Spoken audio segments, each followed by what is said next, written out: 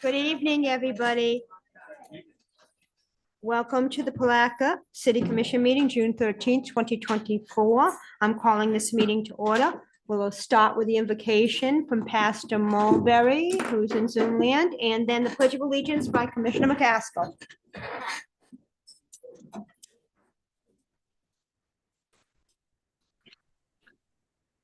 Father, we thank you again this day. We give you praise and glory for your kindness towards us. We thank you for how you brought us together once again to do the business of the city. Pray, God, that you will bless the leadership of this city, God, that we will move this city in a positive direction, even in spite of. We pray, God, that you will help us to make timely decisions that's necessary for the good of our community. Keep us civil in all that we undergird to do for your glory. And Father, we'll keep praising you and thanking you for all you do for us. In Jesus' name we pray. Amen. Amen. Allegiance to the flag of the United States of America and to the republic for which it stands, one nation, under God, indivisible, with liberty and justice for all. Roll call, please, Ms. Krantz. Thank you. Commissioner Tammy McCaskill. Here. Commissioner Justin Campbell. Present. Commissioner Will Jones. Here, present. Commissioner Rufus Borum. Present. Mayor Robbie Crave. Present. All members present and accounted for, and thereby we have a quorum. Thank you. Moving on to approval of the minutes. Has everybody had an opportunity to review the May 23, 2024 minutes? Motion to approve. Second. We have a motion, a second, all in favor? Aye. Any opposition? Thank you, unanimous. On to public recognitions presentation, the first being the Sons of American Revolution Firefighter of the Year Award. Please give your name and address for the record and. Okay, my name is Paul Sapp. I'm with the St. Augustine chapter of the Sons of America. Can he please turn the microphone on? Please put the mic on. Yeah, there you go. My name is Paul Sapp. I'm with the St. Augustine chapter of the Sons of the American Revolution. And we like to honor our first responders. And every year we solicit inputs and recommendations from the agencies in St. John's and Putnam counties. And this year we received a nomination from Chief Taylor. So I'll proceed with that if it's okay. Yeah, absolutely. It's still on? Okay, good. All right. You don't have to hold. So we're going to present the SAR Fire Safety Commendation Medal to firefighter Lauren Futch.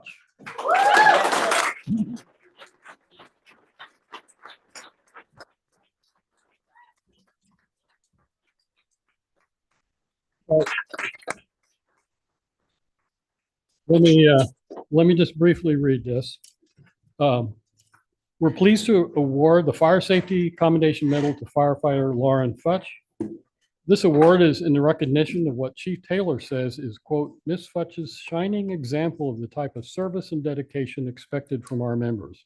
In her 2 years of service, Lauren has consistently demonstrated her unwavering dedication to the department's mission. She approached every task, no matter how challenging, with determination and a smile on her face. Her willingness to tackle even the most undesirable tasks speaks volume about her character and commitment to excellence. Lauren's commitment to her professional development is truly commendable. She has eagerly participated in numerous training sessions, ranging from a fire inspector to hazmat and fire officer courses. Her dedication to continuous learning not only enhances her own skills, but also contributes to the overall effectiveness of our department. Moreover, Lauren's ability to communicate effectively and compassionately sets her apart as a valuable team member. She is always willing to express her opinions and concerns in a thoughtful and considerate manner, fostering a culture of open dialogue and collaboration with our shift. Firefighter Lauren Futch's unwavering dedication, commitment to excellence, and compassionate approach to service makes her an invaluable asset to the department and the community she serves, and makes her an ideal recipient of the SAR Fire Safety Commendation Medal. So, congratulations.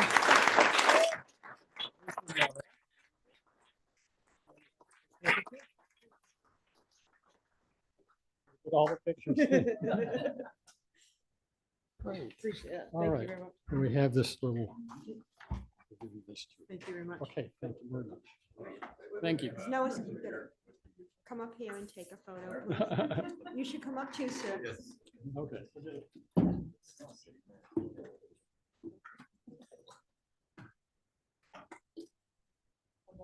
No, we're above you, we're higher. I don't mean it in that way, we're taller. One more. Got your back.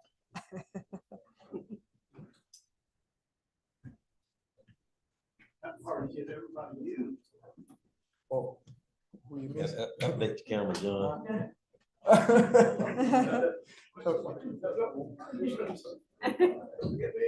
I'm sorry, Peter.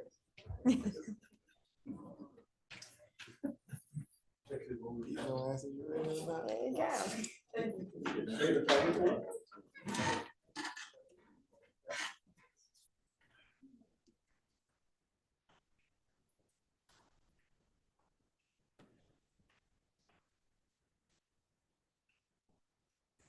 Well, I know you wasn't just coming to the city commission meeting for nothing. Nah. Congratulations.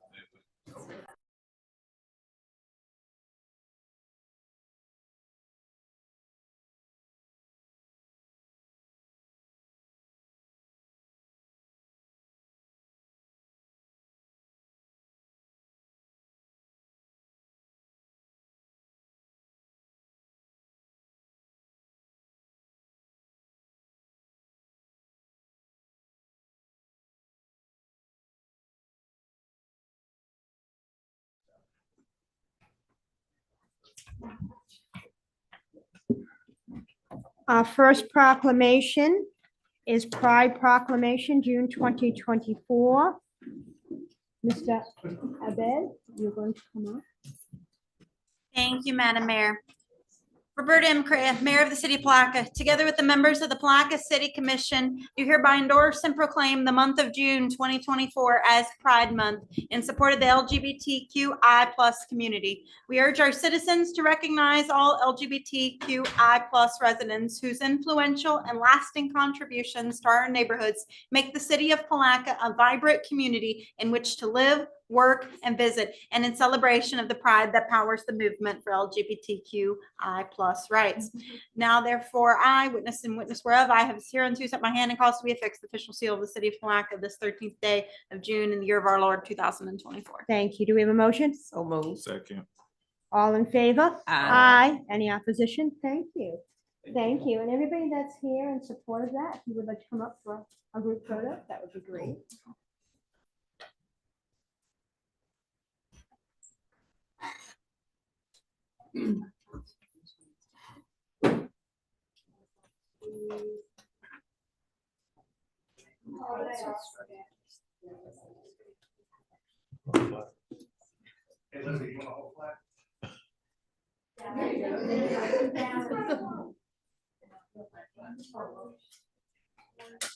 Oh, can I do one more for flash? I'm sorry. We just got the flashback. Oh, they need it.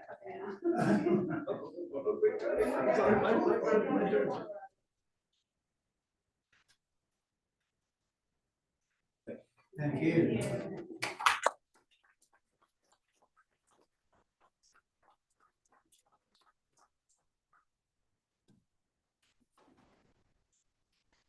Our next proclamation is in celebration of Juneteenth, June 19, 2024. Ms. Krantz? Thank you. And Madam Mayor, I believe Eddie Cutright will be accepting on behalf of the Community Affairs Department. Roberta M. Crea, Mayor of the City of Palatka, together with the members of the Palatka City Commission, do hereby endorse and proclaim June 19th, 2024 as Juneteenth in the city of Palatka, and do earnestly employ all inhabitants to partake in the array of commemorative events orchestrated in homage to this momentous occasion, thereby collectively celebrating the cherished tenets of freedom and equality. I have hereunto set my hand and caused to be affixed the official seal of the city of Palatka this 13th day of June in the year of our Lord 2024. Thank you. Do we have a motion? So move. Second.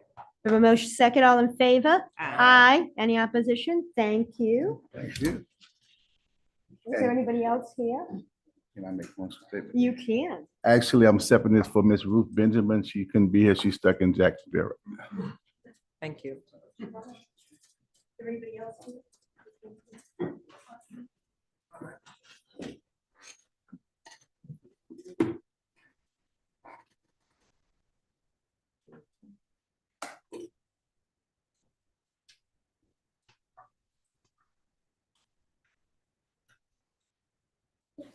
Yeah.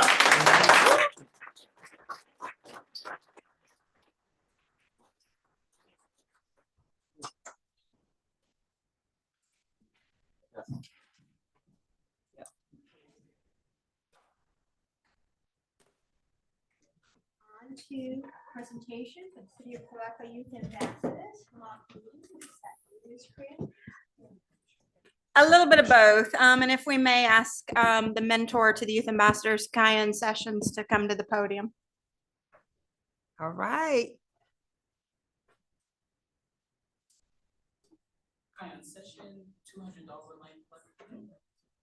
There we go. Kion Session, 200 Dogwood Lane, Palatka, Florida. Hello, Commission. Hello, everyone in attendance. Today, we will be showing you a video of our amazing Palatka Youth Ambassadors. This year was an amazing year. They got to do a book drive at the Blue Crab Festival. They went and visited different department heads around the city.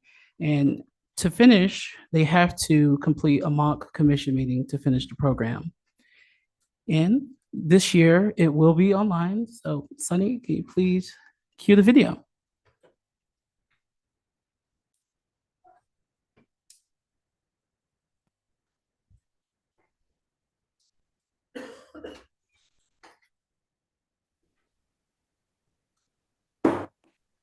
Welcome to today's commission meeting. I will now call this meeting to order. Roll call. Commissioner Uma? Present. Commissioner Ray? Present. Commissioner Riley? Present. I am Mayor Reagan, and we have a quorum. The first item on our agenda is presented by Youth Ambassador Coordinator, Ms. Krantz. Thank you, Madam Mayor and Commission, for the opportunity to present this year's community service project of the Youth Ambassador Program. The Youth Ambassadors are asking for permission to give away the books that they've been collecting over the last few months for local youth. We would let the city's Youth Ambassadors are asking to do it during the city's Blue Crab Festival and to set up a table at the St. John's River Center. May I answer any questions you may have? I'm gonna go back out of it and do a take two. Hold on.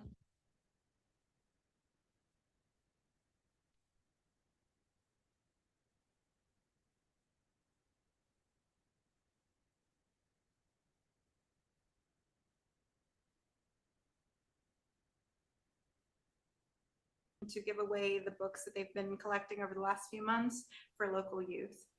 We would let the city's Youth Ambassadors are asking to do it during the city's Blue Crab Festival and to set up a table at the St. John's River Center. May I answer any questions you may have? What is the goal of the book drive? The city's asking for permission to give away the books that they've been collecting over the last few months for local youth. We would let the city's Youth Ambassadors are asking to do it during the city's Blue Crab Festival and to set up a table at the St. John's River Center. May I answer any questions you may have? What is the goal of the book drive? The goal of the book drive is to provide us community service opportunity to our city's youth ambassadors, as well as to donate books to benefit local youth. Thank you.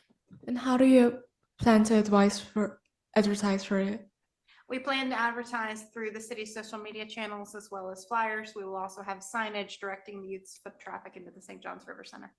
And where have donation boxes been located? Donation boxes have been located at City Hall, Palatka Public Works, Palatka Gas Authority, as well as the St. John's River Center. Seeing no further discussion, I will now entertain any motions. Motion to approve. Second. All those in favor say aye.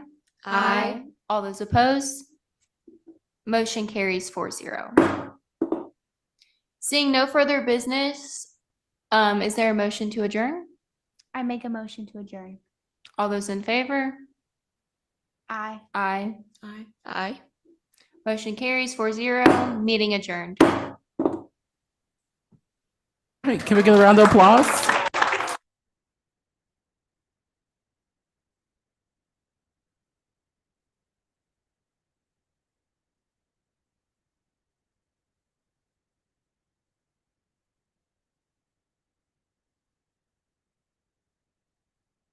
Madam Mayor and Commissioners, I'm very, very proud of these three young people standing before you today. Also, I'd want to extend my pride to Umatai and Ray G, who were our youth ambassadors, who were transfer students from Asia.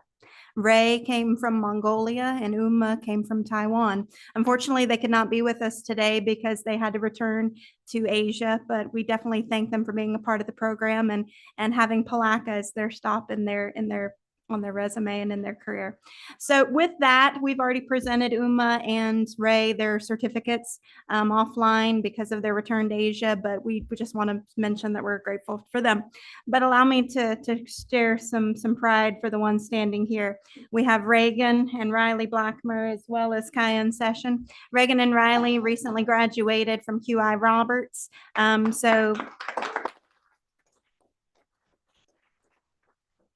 They served as interns for the city of Palatka last year, and I'm pleased to say that we now have them as interns again this year. And it's part of efforts due to this program for the youth ambassadors, as well as the internship program, that we can connect with our youth in this manner. And I just thank you guys so much for the opportunity to serve as the youth ambassador coordinator for the city and to continue to be a part of the internship program. This program means the world to me, and I'm very pleased to continue to support it. This year, I would mention that HR actually placed 2 interns with me. So thank you again for allowing me to participate. And with that, I'm going to turn it over to Commissioner Campbell to present the certificates, if I may. And there's also a little card in here from me. This is for Riley Blackmer.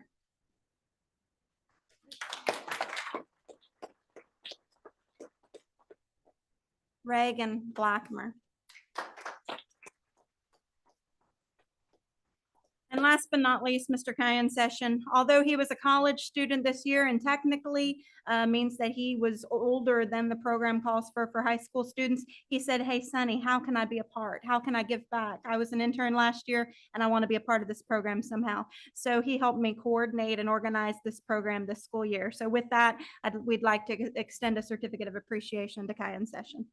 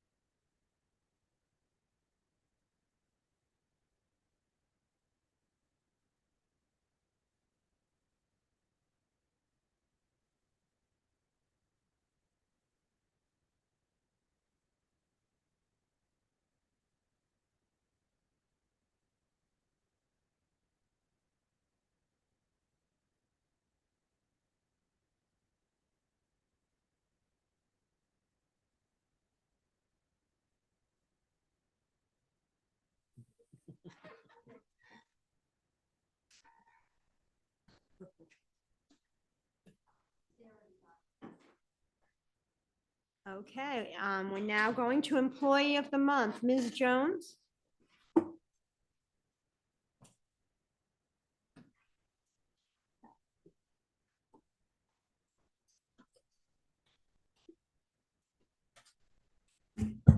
Mayor, Commissioners, I would like to say thank you for affording us this opportunity to recognize employees. We're going on year 3. And so our candidates, I want to thank our department heads for continually submitting nominations for people that are doing outstanding performance during that month. And this month, we would like to recognize Officer Matthew Dickerson.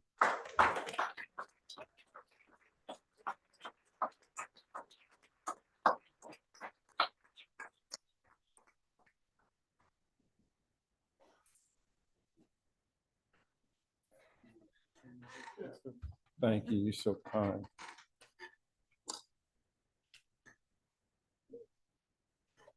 Mayor, Commissioners, good evening. Thank you for this opportunity to once again come to you to be able to highlight one of our employees. But before I go into Lieutenant Cassidy's nomination for Officer Dickinson, I want to also say thank you to city staff in reference to obtaining or setting up this program, because it's been it's special for us to be able to show the positive things that the officers of the police department are doing, and also sit back and watch other employees of the city be able to obtain positive opportunities to highlight things that they're doing and achieving with the city. So I want to be able to say thank you for that. With that being said, Lieutenant Cassidy wrote, Chief Shaw, I would like to nominate Officer Matthew Dickinson for Employee of the Month. Since coming to the Palatka Police Department, Officer Dickinson has done an outstanding job and does not hesitate to sign up for different duties at the police department. He signs up for numerous details and is quick to cover his shift where it's needed. While at work, Officer Dickinson is motivated and eager to learn. Officer Dickinson always has a positive attitude and can lighten the mood in any situation. Although Officer Dickinson has only been with the department for a short time, he was involved in a recent incident that could not have been handled better. Officer Dickinson was dispatched to an unresponsive patient at a local business, and once he arrived, he noticed the patient was turning blue in color and not responding to his presence. After assessing the situation, he realized he was dealing with a narcotic overdose. Officer Dickinson quickly administered Narcan, which began to wake the patient, and she began to regain consciousness shortly after EMS arrived. Officer Dickinson's quick response and quick action basically outlined the difference between life and death.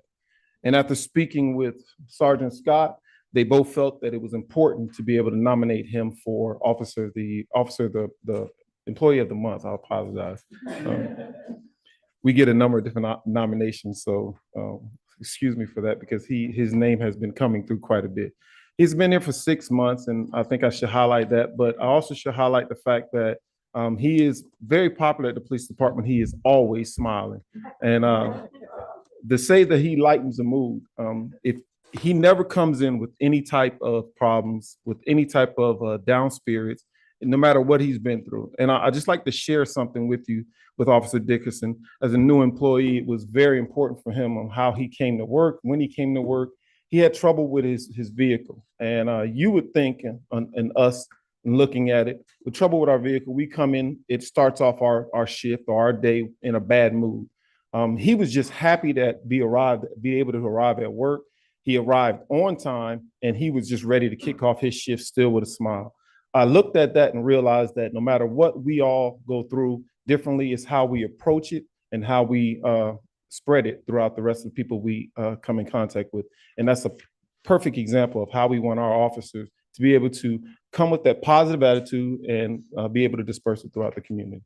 Officer Dickinson, we applaud you and we thank you, and we're proud to have you at the Palatka Police Department.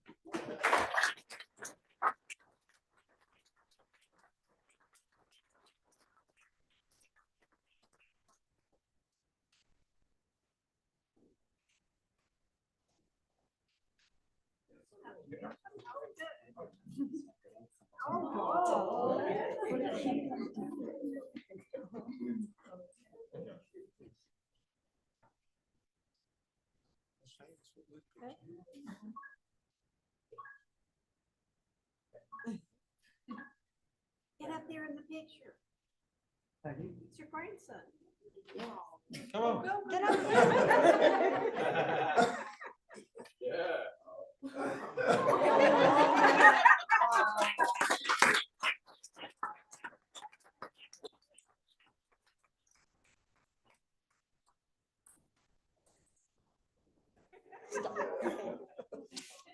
How sweet. Ready? Here you go. Yeah, here you go.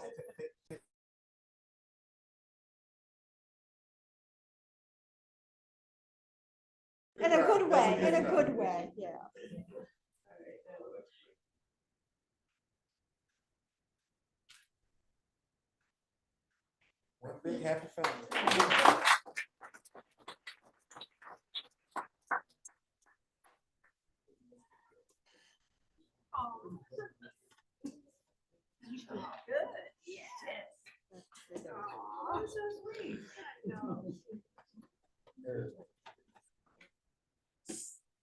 On to city manager administrative reports.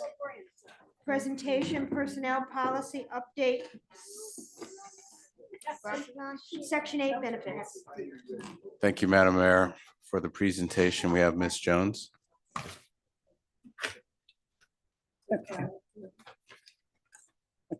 So before you, Madam Mayor, Commissioners, is this Section 8 of our personnel policy.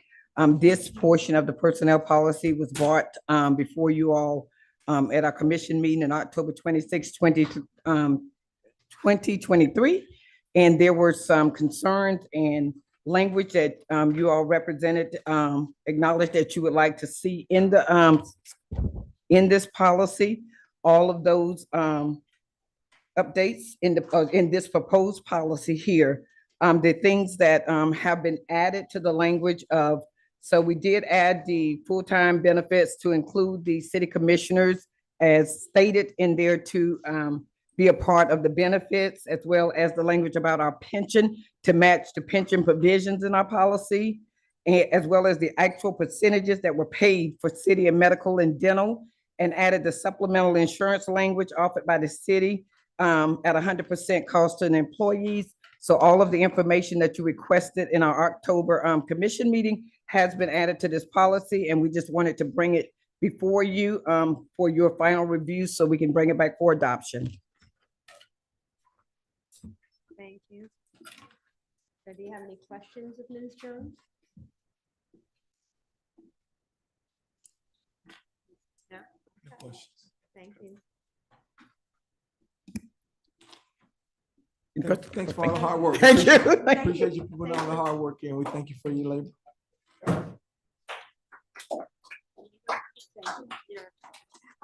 We're going to move on to public comments. I'm going to open the floor to public comments. Please limit them to 3 minutes. Give your name and address for the record. And please fill out a yellow public comment card rather. And this is for general items not listed on the agenda. All right, how you doing? I don't have a court. You can fill out afterward, but All please, please give your name and address. All right. Tyrone Bennett, Heart and Soulful Eatery at 308 St. John's Avenue, downtown Palatka. I just have a couple of, I guess, statements to make. I think the city commission and the city event department has been working very hard to put on great events downtown Palatka, working cohesively with businesses. I think the only response that I would have, my feedback would be, is that I believe when organizations come to do events downtown Palatka, that there needs to be, I guess, improvement on communication to local businesses so that everybody's on the same page and there's no misinterpretation. I guess SOPs, standard operating procedures for how business should operate during anything. If anybody applies for a permit to block down streets, so that we know how to maneuver, how to participate, how to, I guess, move forward so that everybody's on the same page. So because I think the city is moving in a great direction. I'm a new business down there. We've been there since December 13th. A lot of you have stopped by. I've seen you in passing. And there's very great support from the event department and the police department and fire department when these events are going on. So I guess moving forward, I guess we have to look at, I think my perspective is that it should be a better piece of communication from organizations to private businesses in that area that may be affected from the closures or anything that from the particular organization. And I want to say this, I don't think it's the responsibility of the city nor the city events department to do that. I think that organization has the responsibility to do that themselves. because they're the one applying for the permits. They're the one that's doing all the footwork. So that's just my piece. I think if we do that, then we'll move better in a positive way. Thank you. All right, thank you. Ms. Kitchens and Ms. Lawson Brown. Together. We know 3 minutes. That's a I'm not minute gonna and a let half. her talk that. I'm here for moral support. Now, we came today. Name and to- address. Oh, my name is Mary Lawson Brown. And I'm And I Allegra live- Kitchens, And I live at 107 South 9th Street, Palatka. 1027 South 12th Street, Palatka. We came together, we are part of an organization that came together, and we have decided that we want to work on the history of Palatka and getting it recognition and maybe a walking trail for our people so that when we could draw more tourism in here. But I also came to thank you all because you all decided a while back that you all would honor my grandmother and really my family by putting a kiosk up. The kiosk will be in place on Saturday, the 22nd, not this Saturday, but next Saturday at, we're doing it at the churchyard on St. John's Avenue because we don't want to block off the street. We want to be good citizens. And we're having an arts and crafts festival for seniors because having that many people here, we wanted to do something for other people. And our seniors have stuff that they do that they cannot get rid of or not sell, and they need extra money. And it's strictly to help them, and they keep the proceeds from what it is. We're just providing that space and bring the arts and crafts to show young people. Maybe some of them will get interested and learn how to do it. We're also opening up St. Mary's Episcopal Church that was built in 1883 and letting folks see how long we have had the history of Palatka and the people who worked in it. Our family business now has been in Palatka for 110 years. My grandparents came and started it in 1914. So I want everybody to know we thank the city commissioner for recognizing the anchor we've been in this community for all this time.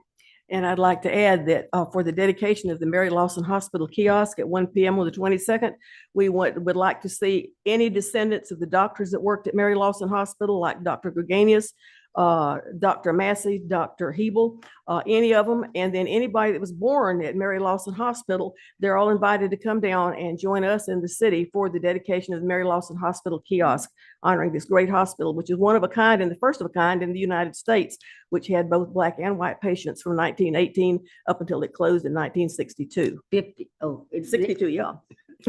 We took it down in 62. And I was born in the hospital there. And me too. And Mary too.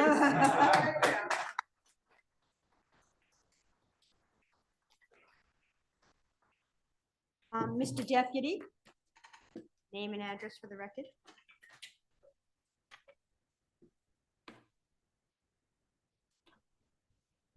Sam Deputy, 917 Carr Street, 623 St. John's Avenue. We love Blue Crab. Blue Crab was quite a surprise for us because for 57 and a half years, we've been on St. John's Avenue as printers, and during the festival, we were part of the parking lot. This year, we were surprised because on Wednesday evening, we noticed numbering going on in the 700 block. And we had not been notified that we were a part of the mix. Well, that was exciting. And we went out to find out. Well, we hadn't been notified. They hadn't, nothing. Let's just put it that way. But we worked out our situation. We got free spots, to put our business. We got all this. They're closing at 4 o'clock on Friday like normal. Okay, we can handle this. We can deal with this, although it's in 2 days and we don't even have workers, because it's going to be the weekend and we're going to be the parking lot. So on Thursday, we're getting our act together, and then we go to preschool graduation because my grandniece is more important than anything. So I'm at preschool graduation, and we come back and our street is blocked. And it's on the city website that afternoon that you're blocking my street. I'm sure you saw it on the city website Thursday like the rest of us. Our street's blocked. All day Friday, we're blocked with no business. and no vendors. We're just blocked off. I came down to City Hall to ask questions. We got the permit out. There was no blockage. It was just no communication to us as businesses. So I lost Friday.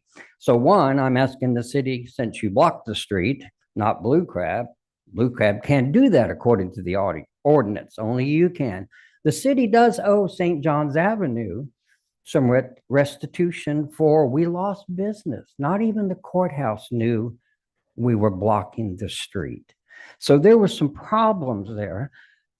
And then we noticed, because we're learning, we noticed that some businesses towards the river had gone ahead on Wednesday and put their stuff in the street, and they were allowed to do that. Wow. Next year, I'm going to be in on the mix, which means if the city allows that, I'm going to do that. Well, that's not according to the permit. I know that. I've dealt with this event policy for 20 some years. I know the policy. But the policy does say this: written notification 15 days before the event. And the list that's notified is supposed to be turned into the city so that you can hold accountability that this is done. And then the other notice in there I want to point out, in the event policy, it says an event shall not unduly affect a business. All day Friday with no business, that affects everybody. I mean, we're on our own. Anyway, I want to see the policy revisited because it needs to be updated. And can we hold everybody on the same accountability? Thank you. Is there anybody else here for public comment? Seeing none, we close public comment. Going on to commissioner and staff response, if any. I do want to let the commission know that we are in the process of doing an after action on the Blue Crab Festival, and a report will be forthcoming identifying some of those issues that were mentioned in the last commentary. So we were happy to be able to work through some of the issues. I think it was a good event overall, my first event, so my first exposure to that, but we can always get better, and that's what we're focused on in the after action report. Okay, thank you. On to the consent agenda. Are there any items to be pulled? I have a request to pull E. Is there any other items to pull on the consent agenda? Madam Mayor, Yes. we would like to withdraw item C, yes, from consideration and bring that back at a later date. With C, can we bring that up temporarily for a discussion, even though it's being pulled? Because I think when you bring it back, I just have a comment to make with that. Okay. Are there any other items to withdraw or pull? Is that something you'd like to discuss under commissioner comments, or? Okay. Okay. Anything else? If not, could we have a motion? I'll make a motion that we accept the consent agenda excluding items C and E for discussion. Second. The motion is second. All in favor? Aye. Aye. Any opposition? Thanks. No, no opposition. Okay, so moving on to C, discussion. I just want to bring, I want the city to be kind of in the know with regards to the way that we brand and label stuff. I think the concept is awesome, but I don't want it to appear as if the city is promoting liquor or drinking. So I would make the request as we move forward that we take in consideration possibly changing the name, because it also weaves out some individuals that may want to attend, but based on the name, they don't want any association with that. So I would make the recommendation as we move forth with branding things that are city functions through the actual city, that we take in consideration not having end titles anything as it pertains to alcoholic adult beverages.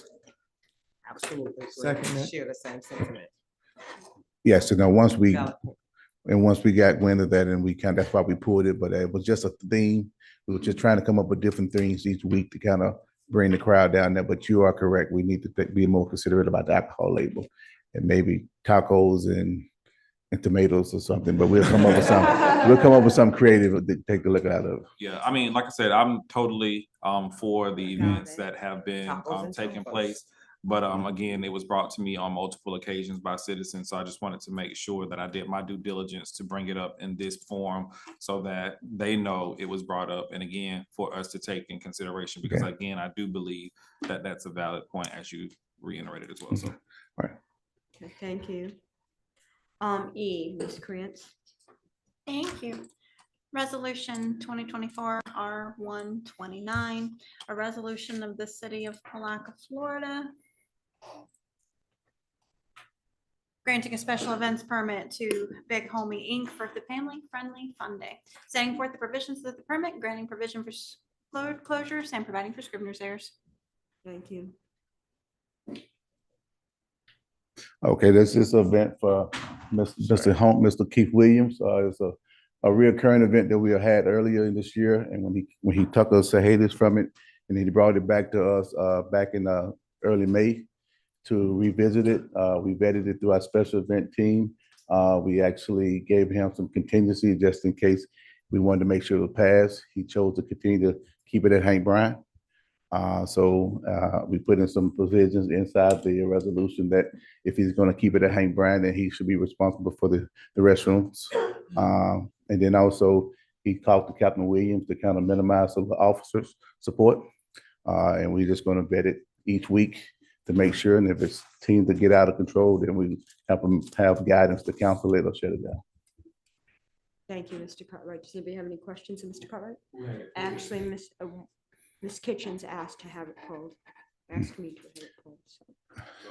So she would have to come. Has your concern been answered? Okay, come. We're getting to that point. I was asking first if this. No, come on up, Ms. Kitchens. Name and address for the record, please.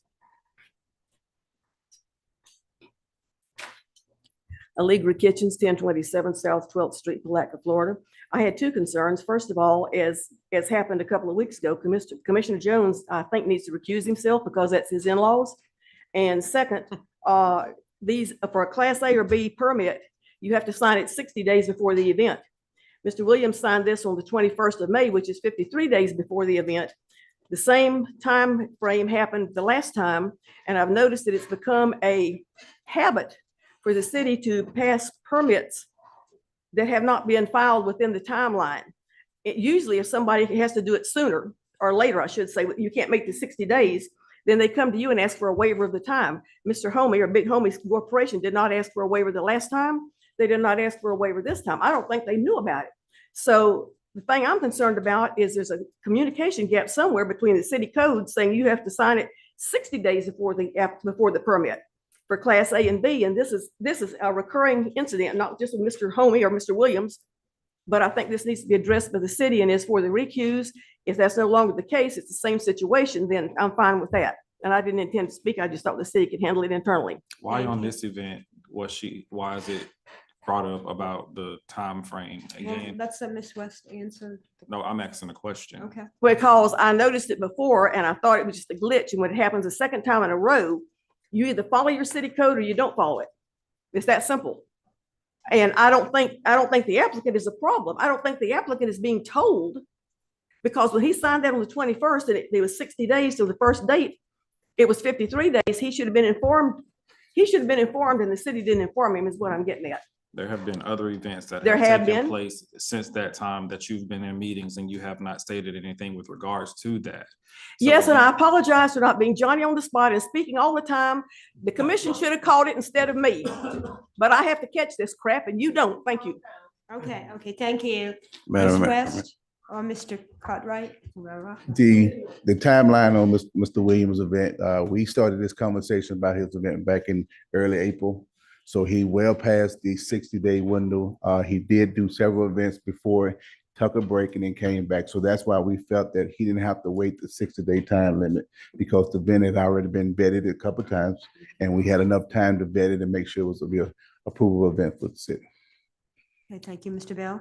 And I would like us to clarify what the ordinance says as well as what the policy says. So, Ms. West. So we have the policy in terms of conferring with the applicant, the 60-day policy. However, we have completely adhered to our municipal code, section 50-149. The deadline for filing an application for permit shall be made at least 10 working days prior to the date requested. So we are in complete compliance legally with our code. As to the recusal issue, Mr. Jones did in fact recuse himself before the last vote, and I believe he has every intention of recusing himself this time. So we're in compliance on that as well. Thank you. And then with respect to the policy that we have in place with regard to Class A, Class B, and Class C. So Class A and Class B is 60 days and Class C is 30 days. And that is just giving us enough time for the city to vet it and make sure it's an approval event. Thank you. With that said, do we have a motion to approve? Motion to approve. The motion is second, all in favor? Aye. Any opposition? Thank you. And we are going to have the record reflect. You recused yourself? I recuse myself from that vote, Ms. Thanks. Madam Mayor. I have a form for you, Commissioner Jones. On to regular business, discussion direction, resolution 2024 R123. Ms. Grants? Hello, good to see you again. I was here in March and in April. My name is Diane Kelly, 123 Lakeside Lane, Crescent City, Florida. I'm representing Animal Rescue Consortium in Crescent City. And you may recall that I came here asking for financial support for a spay and neuter capability. It's a portable trailer capability. And what I mentioned at that time was that we were working with the USDA in attempts to get a grant for the majority of the funding. And unfortunately, and I did mention that while it looked positive, there were no guarantees, and that if we did not get a grant from the USDA, then we would get a grant somewhere else, or we would find another way to fund. So what has occurred since then, I wanted to give you an update, and then I also want to ask that we lock in a funding commitment, please, today. But what happened is the USDA has put the entire program on hold this fiscal year. Monies were not released from Washington for rural development grants, unfortunately. But the good news is we have a private citizen who is granting $50,000 out of their donor advised fund toward this.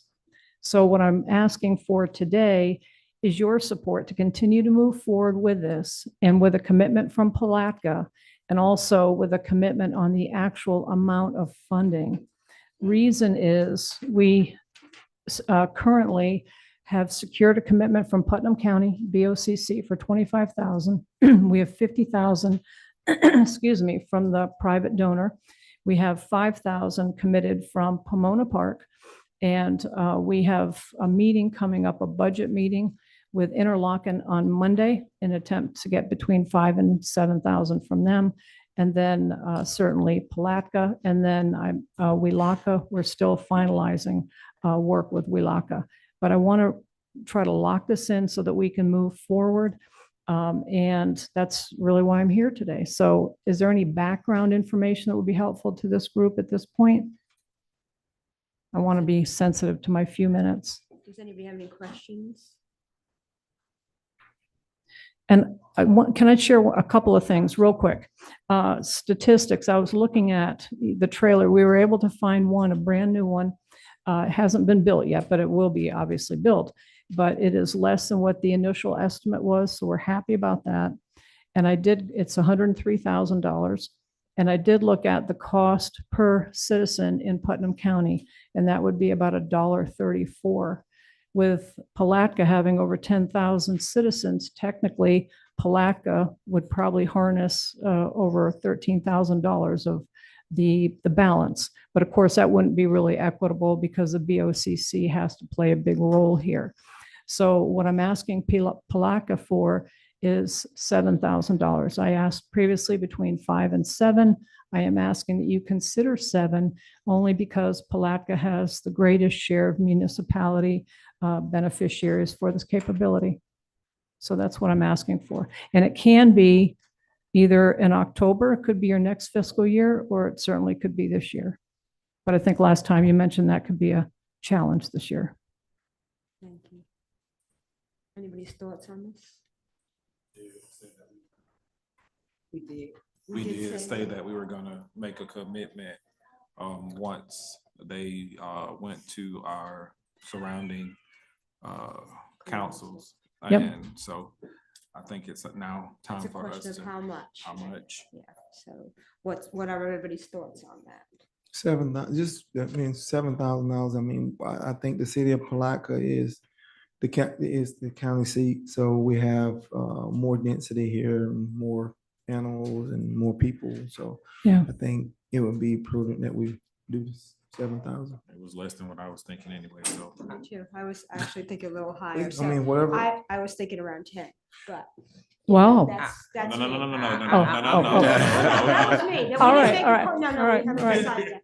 That was Okay, me. okay, I'm not Doesn't getting my hopes up. consistent. Okay. We gotta get everybody's thoughts, and I'm just. Yeah, I got you. However, the But I town, mean, I think we're comfortable with 7. Go ahead, I'm sorry. yeah, I'm Commissioner. comfortable with 7. However, the town of Interlochen did say 5 to 7 were a bit larger than them. Yeah. If Yeah. we can That's what I'm do saying. 10, I'm there, but whatever the Yeah. flavor of the commission is, Yeah. I'm there. Just so the Except team- That we're willing to commit. Do Oh, we have any, funds can go from your commissioner line item, right? Can You you can. use that? So you have to have balances, that Nonprofit. you would like to kind of lean towards that. I think that would be I thought it was great for thing. events, though.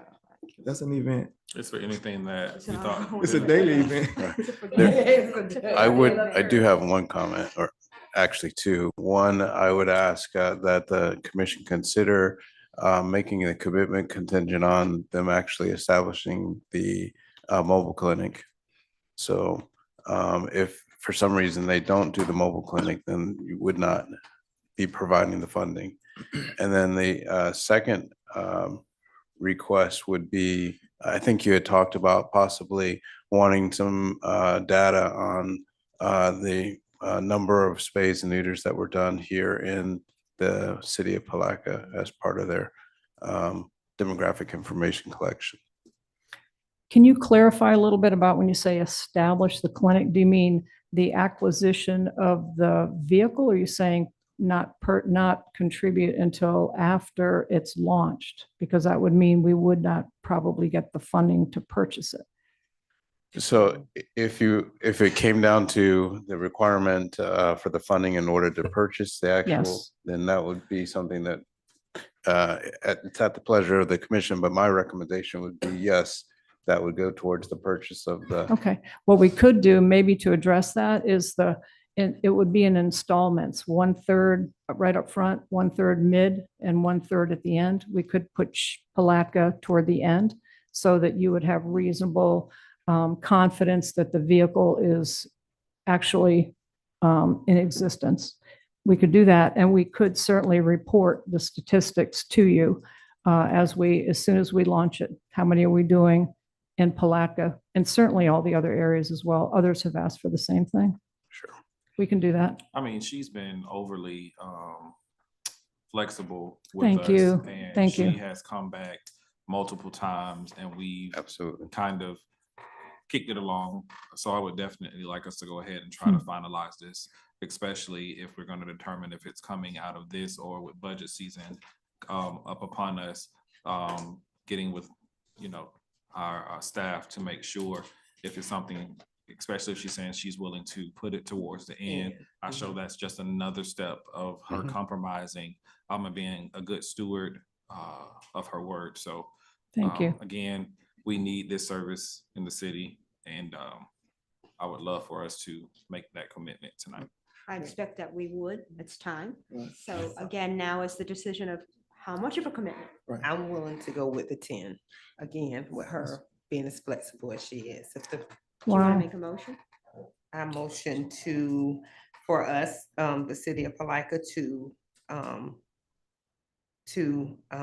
Contribute. $10,000 to the ARC rescue, with contingent upon us being last to Yeah. make sure with Sure, quarterly check-ins. we can do that. Second. I mean, you gotta make it by the mobile vehicle, the mobile vehicle and the statistics. With, along with the mobile vehicles and Yes. statistics. Thank you. Conditioning. Second. We had a second. We had a second already. So just a Motion is second, all in favor? Aye. Aye. Any opposition? Thank you. Well, I just want to say on the record too, I mean, I don't think the city, we didn't drag our feet on this. We supported this outright. right. We just wanted to make sure that things were done proper and done right, as opposed to just doling out funds. We want to make sure that the money that we give out, that we're just not handing it out and not seeing the fruit or the product that we're actually looking for. And so I think we're just doing our due diligence as it relates to that. And And thank that- you for and that your shows. organizing and doing this, your organization, and thank you for your patience with us. And we all do deal with, I call it Catville sometimes. Palatka is just full of cats. Yes. So we appreciate it. Thank Yeah. you. Well, Mayor. thank you all very much. And Thank you really, so your much. support is highly recognized and I appreciate it. Okay. Mr. Bell? I just want to make sure that we follow all the financial limitations. So I want to take a moment and ask the Director of Finance if she has anything. I did have a question or concern. I wanted to make sure that I understood whether or not you all were going to transfer some of your money to this, or just you want me to try to find the funding. Any guidance in that? Okay. I think we're finding it somewhere else. I think it's Okay, a I community will important search. thing, and it's not, it is an event, but it's an ongoing issue. It's not Yes, really an ma'am. event, so. Thank yeah. you. Just That's wanted just coming out clarity. of general funds? That will be where it would come from. Yes, sir. I just asked, I just wanted to clarify. Mhm. It's impacting the general public. Oh. Okay, on to. Thank you. Presentation, thank you. Presentation acceptance of the audit report, fiscal year rather, 2023-24. Mr. Harvey. Ms. Hardy. Mayor and commissioners, all that are here today, thank you. We have successfully had the audit completed. I'd like to introduce Mr. Roderick Harvey, the managing principal of the firm HCT CPAs and Consultants.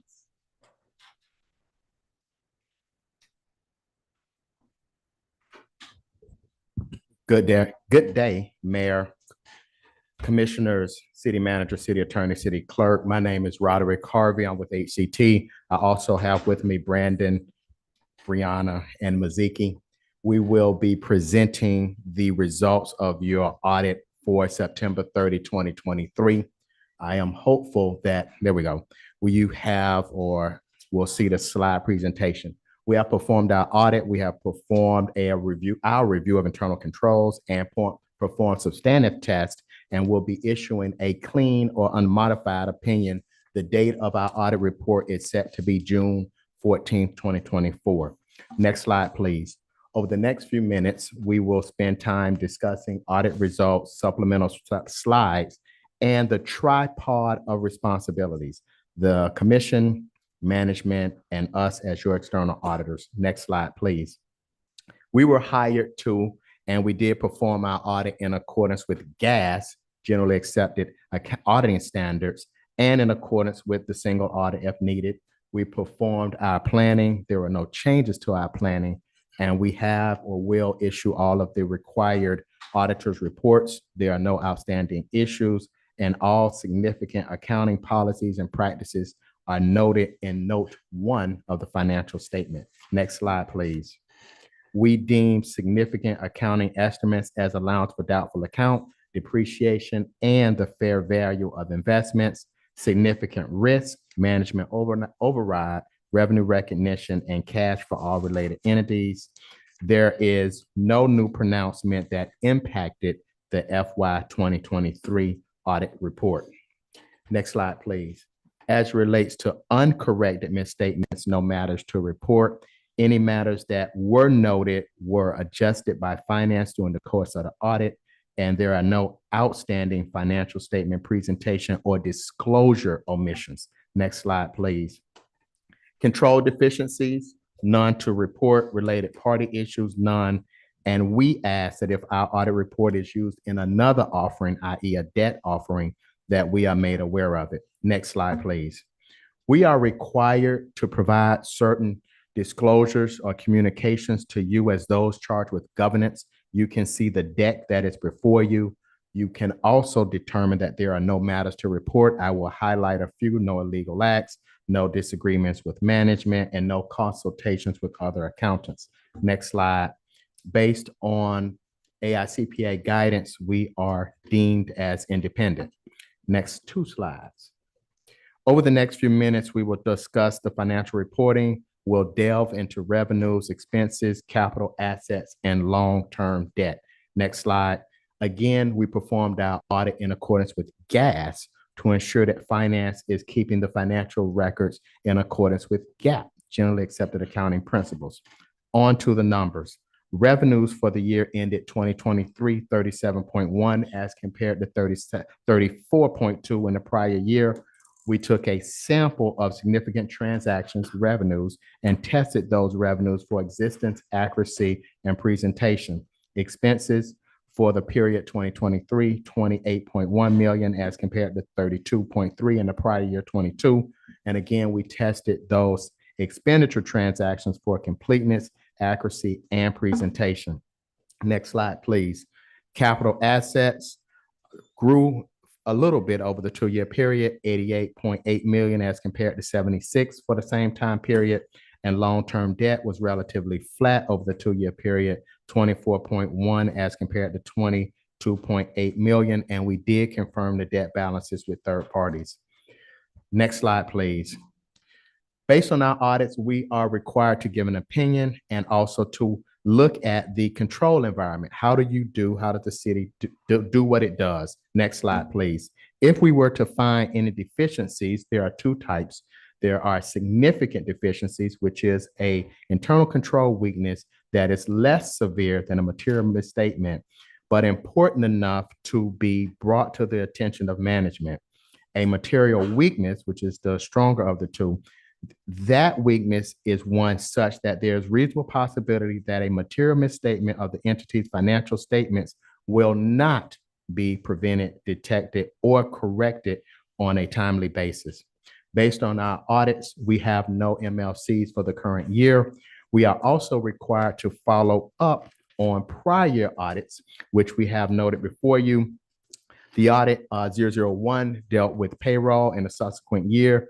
We have reviewed that, discussed it with finance, and deemed that finding from 2021 to have been cleared or implemented. Moving forward to the 002 finding, which dealt with matching pay rates in accordance to what was paid, to what was approved. Again, we have done an in-depth review with finance and also determined that that finding is clear. Next slide, please. As relates to the tripod, management is responsible for the financial statements. Management is also responsible to provide access to us, to people and paperwork. The commission, those charged with governance, is required to maintain an organization of oversight as relates to internal controls and to maintain a control environment that's designed to prevent, detect, and correct fraud. Next slide, please. Again, our responsibility is to audit and to issue an opinion, or how I say it is to audit and to report to you. And as you can see on the next slide, we have several required communications should those things come to our attention. We have none to report. And at this time, next slide, if the mayor will allow, we will do our very, very best to answer any questions that you may have of us. Anybody have any questions, Mr. Harvey? I don't. He's been very thorough in explaining it prior to this, as always, so I'm grateful. I have no questions. Commissioner Jones? No further questions from Mr. Harvey. My lord. Commissioner Warren? No further question. In fact, I want to, just give them kudos for the work that they do. We think they always do an awesome job, as well as staff working with our auditors. And we've also got to give our finance director her kudos because my understanding, this has been the cleanest audit we've had, and she put a number of things in place. And so thanks to her with her level of knowledge and everything that she brings to the table. While we had a clean audit, I mean, I would like to see a little bit more from a scope of work standpoint from going back 24 months. We've had a lot of movement in our structure. And I like to see a little bit more of a deeper dive in terms of from January 24th back 24 months in terms of a number of things. I mean, we look at things, how we comply with maybe even things that are at the airport with utilization of the grants and different things of that nature. Making sure that we are in line with how the grants are supposed to be operating so that we don't lose funding. And in addition to other things. So when you look January 24th and back, I think that will kind of help give us a better understanding of how clean we are. And it's just not just that, but it's just projects as a whole from January 24th back 24 months. Through the mayor, if possible, I would like to just add, yes, we can do a specialty engagement. I would recommend agreed upon procedures where we can agree with city staff and or the electeds and perform an audit specifically for certain elements, certain accounts, or certain departments for a specified period of time, which it seems like you're set on 24 months. And so we will be happy to do that as a breakout engagement. And we will report and can report those results directly to the elected officials. Does that not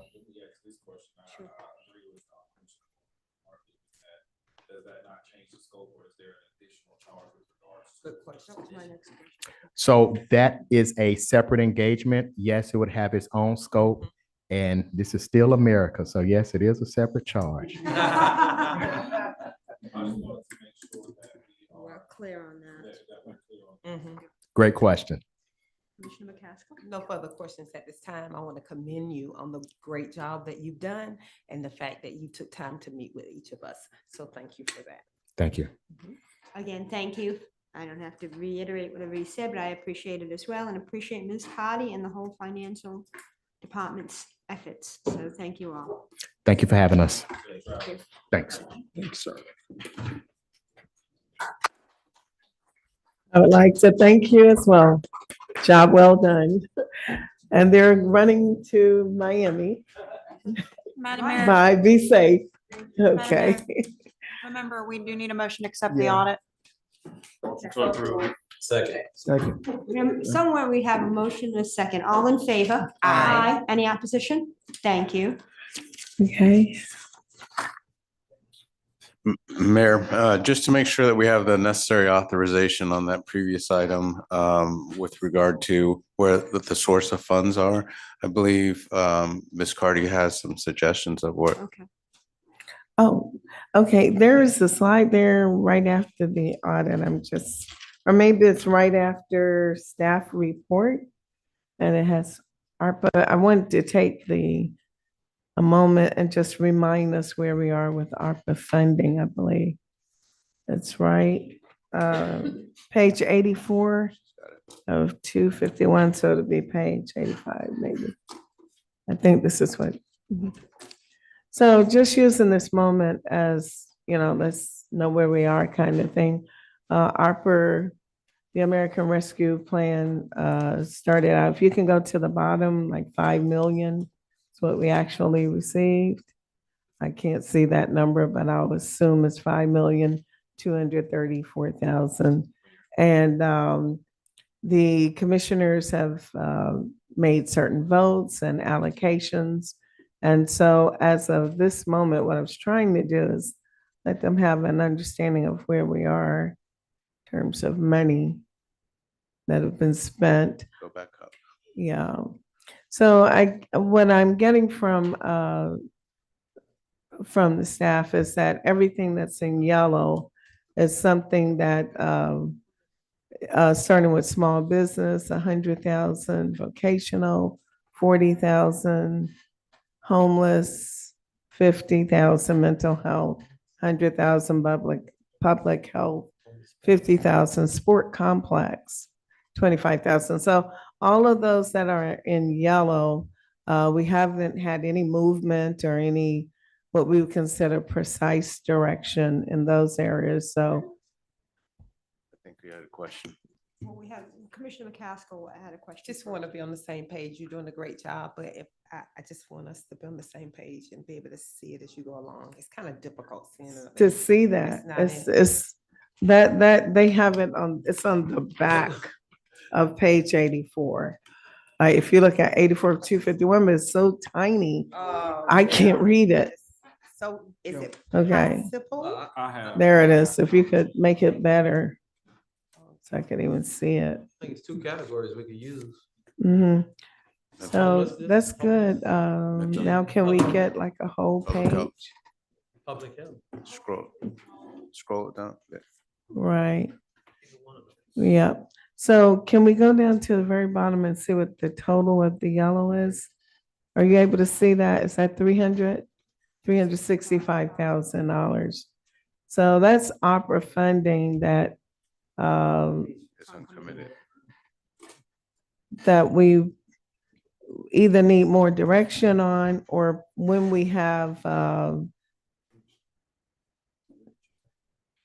activities coming before the commission and we're trying to figure out, okay, where are we going to get funding from? To the extent that it can be opera spent, we would look at that as well. I'm just putting that out there. So I think the point of today is letting you be aware of the 365,000 that you may want to give staff more direction as to how to move forward. And when we do have a need that needs to be met, we will be looking at those funds.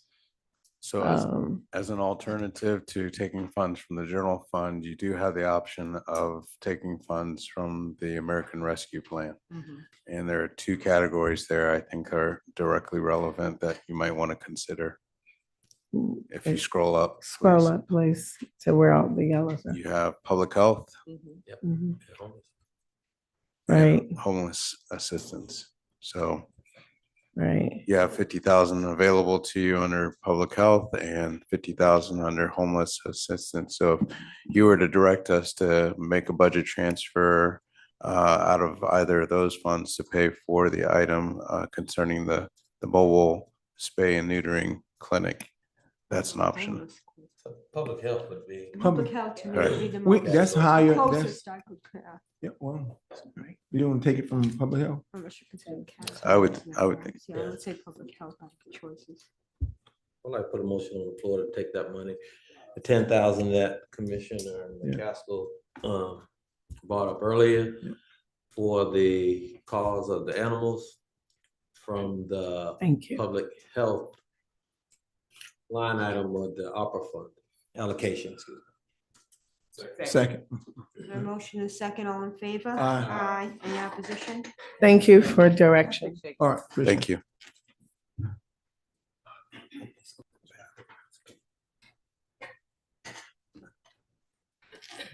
Well, while we're on, may I make Yes, you may. comment on it? So while we're on the ARPA funds, we still need to get those things like Uncommitted funds, we still need. rolled out. We need to get those things in terms of the housing,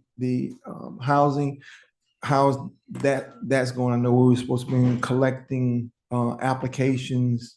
We have 2.5 million that we're going to be dispersing, 2.49, whatever. So we just want to make sure that we get some updates on some of these things and how they're rolling out, because I've had people to ask me what's the status on that. So we can get a feedback on that. It'll be great. Okay.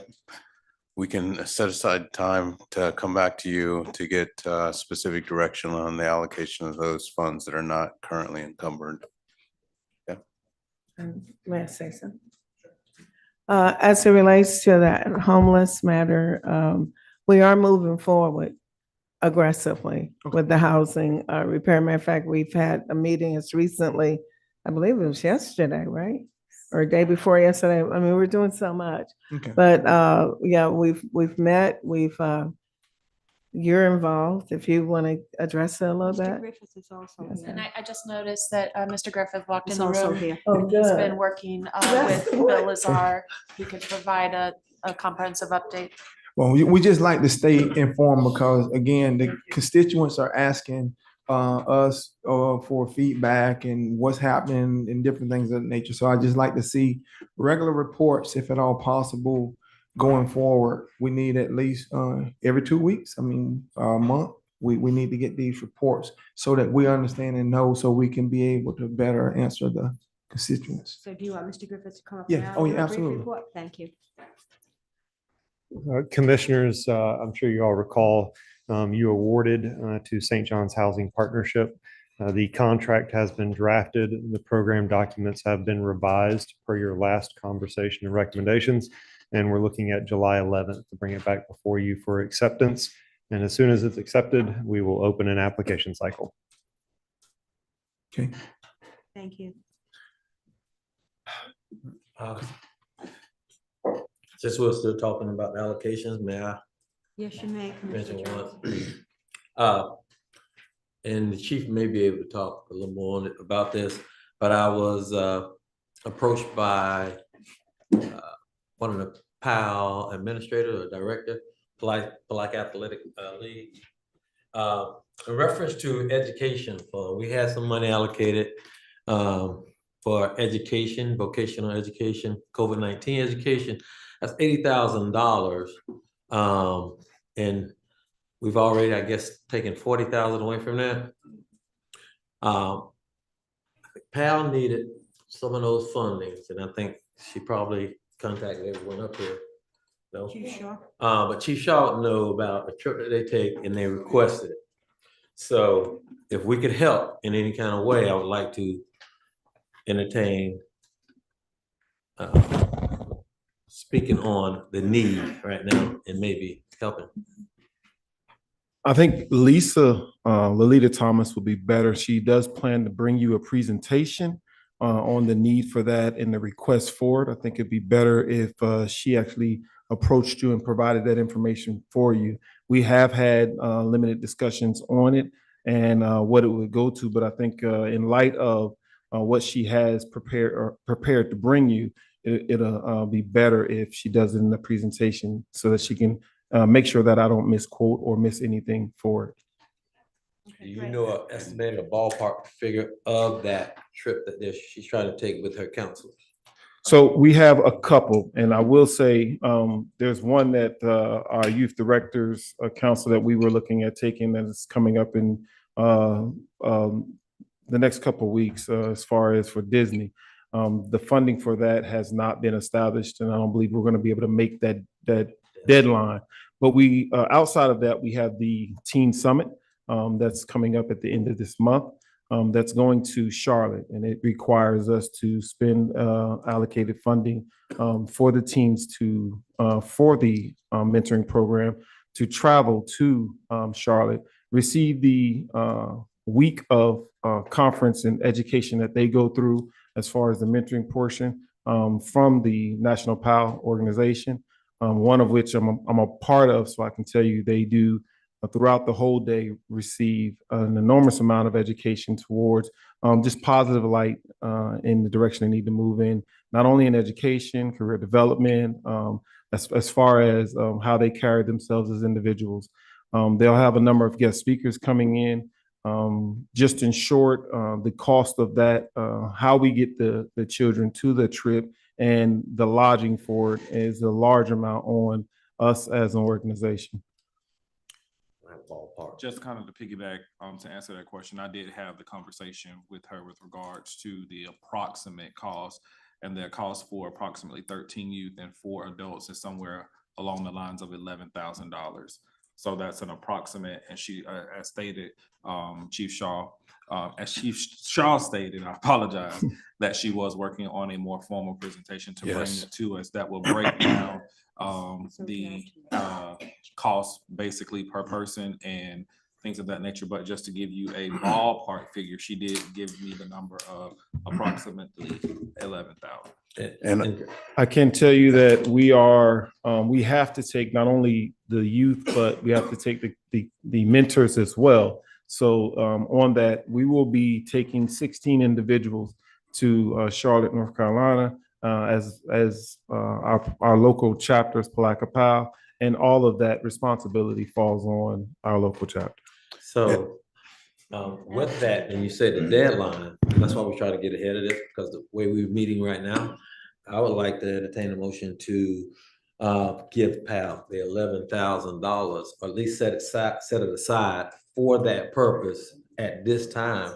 If Can we set aside a greater number just in case? Again, this was. Madam Mayor, Mr. Bell?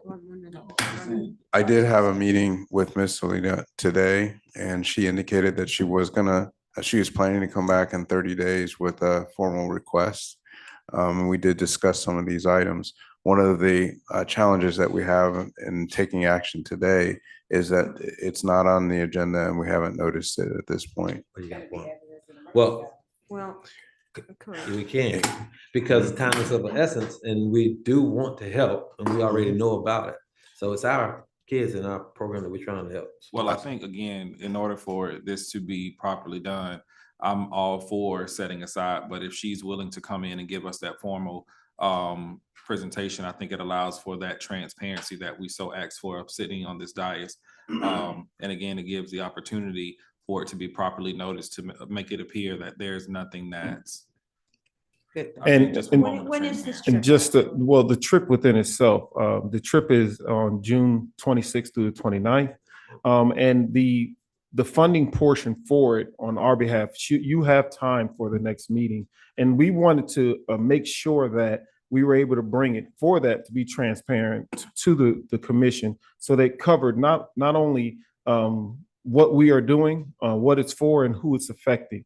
So we asked that she prepare that documentation, and we've already discussed with the National PAL Board to where we're able to make this trip under our current grant and be able to return to you to provide those documentations so we can then, in essence, replace that money, reimburse that money. She has the numbers and the reasons and everything that she's asking for, so I don't want to misspeak on what she's requesting, but I would love for the commitment, because that is something that's very big for the community. All right. Okay, so I mean, I agree with Commissioner Campbell that if we do have the time and we can put it on July's agenda, then that would be the preferable way to go. If time is of the essence and that's something we have to do now, that's fine, but I think if we can wait, that would be great. So you say July's agenda? Well, that's our next meeting. That's the very next one. Yes, and again, the trip portion has already been, as far as for us to be able to make the trip, it's been allotted. And then we'll be able to address how that funding goes to it at a later. Okay. No, set it aside. Okay. Okay. Yes. Thank you. Thank you. And I just want to caution that one of the things that we'll do is make sure that the funds can be spent consistent with our guidelines. And that's why extra time is beneficial in this case. On to public hearings. A, adopt ordinance 2024-05, Ms. Krantz. Thank you so much.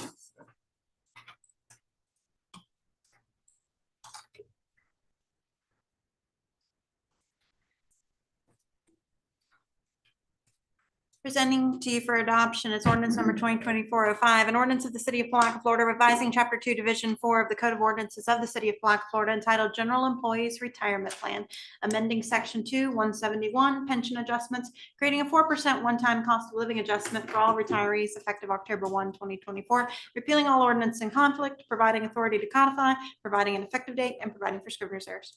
Thank you. Ms. Cotty, do you want to speak to this?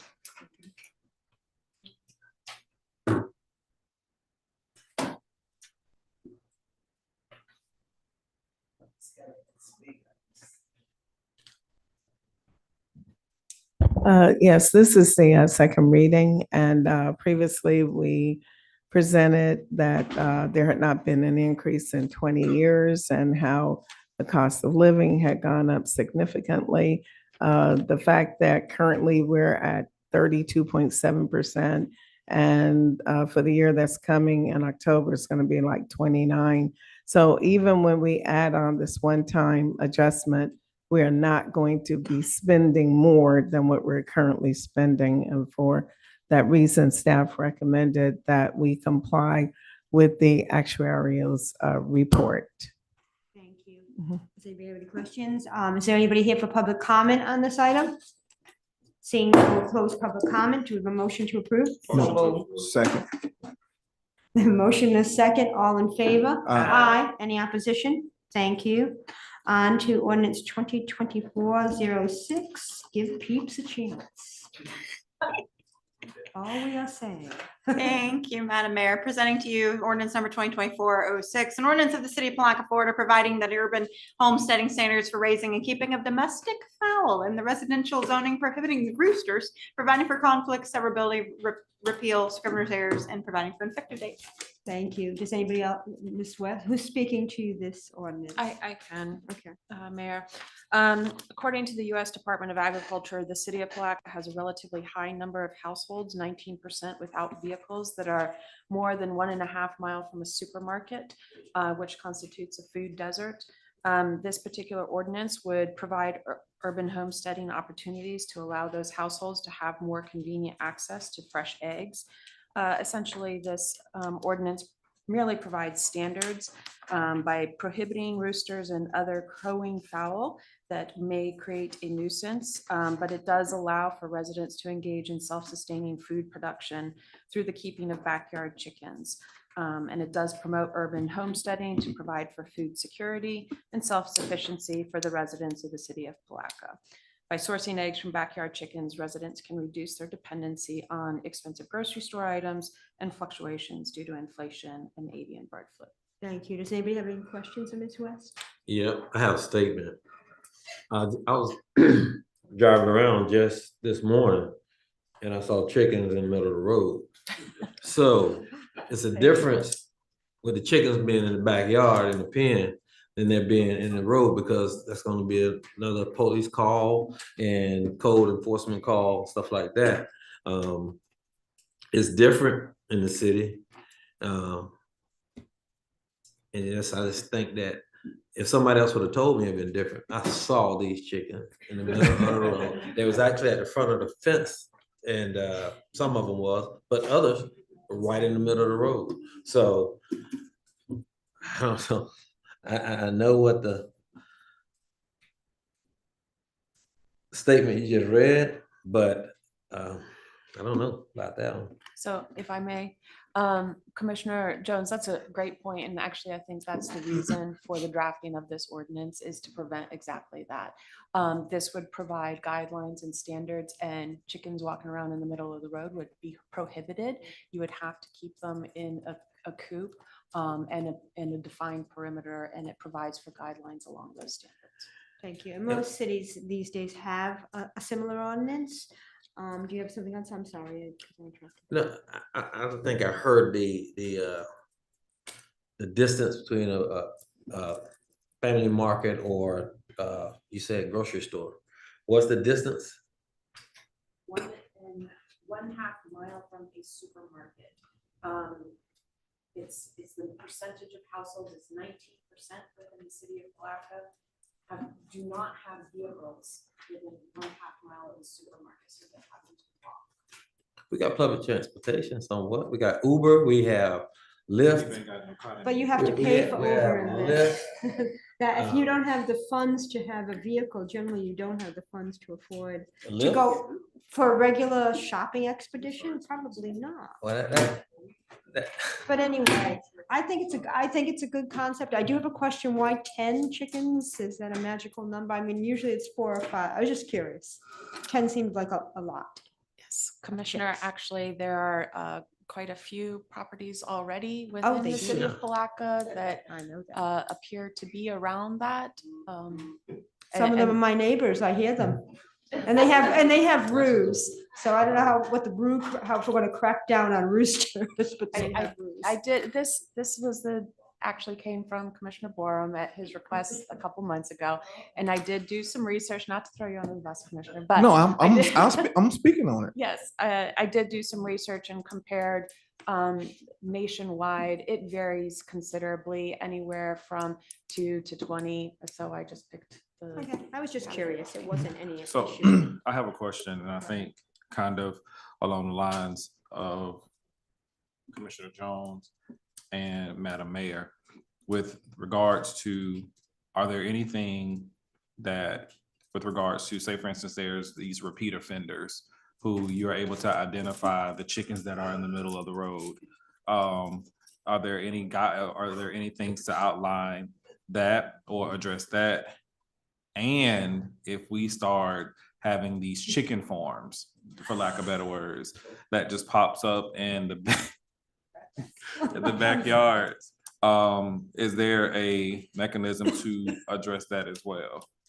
Right, so again, this provides guidelines. If those guidelines, if you do move forward with this ordinance, it would be codified in our code. So if you violate the code provisions, that would subject you to code enforcement and you would get a violation.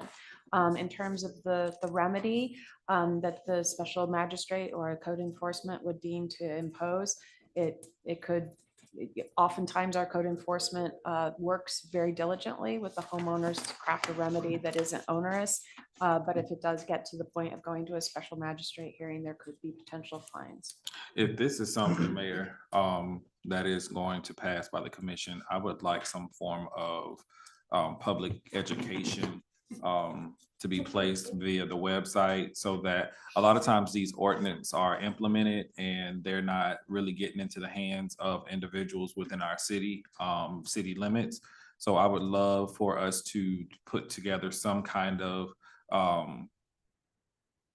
even if it's on A our little website. fact so sheet that- or information. right, Just It so. will be a foul campaign. And that would be great, because when the county changed the ordinance and allowed chicken, poultry keeping within the residential zones, everybody in the city said, "Oh, we can have chickens." And I was like, no. And we don't, it's not allowed within the city limits because it wasn't, but there was a lot of confusion. So I agree with your point that information education is knowledge. So will we set a limit, a maximum limit that they can? It says 10. 10 That's what chickens. that says, but can we could set our own within the city of Palatka. That's what, yeah. So this draft ordinance uses 10 based upon the research that I did. If you don't like that, this is the first reading. This is the time to instruct. it. Yeah, I think we should cut that in half. That's no chickens in your backyard.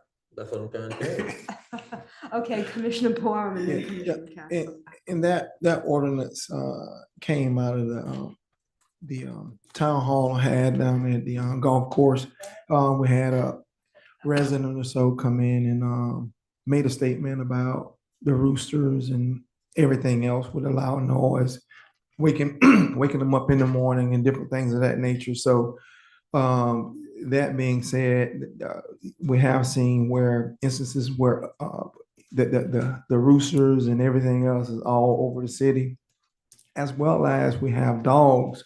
We've been getting a lot of calls in on, and so code enforcement has been working overtime trying to help bring the quality of life back into play as it relates to these quality of life issues. So that chicken thing was born out of the town hall, but we've had other things that they've had to revisit numerous times. So we want to just help bring the quality of life back to the people they so deserve.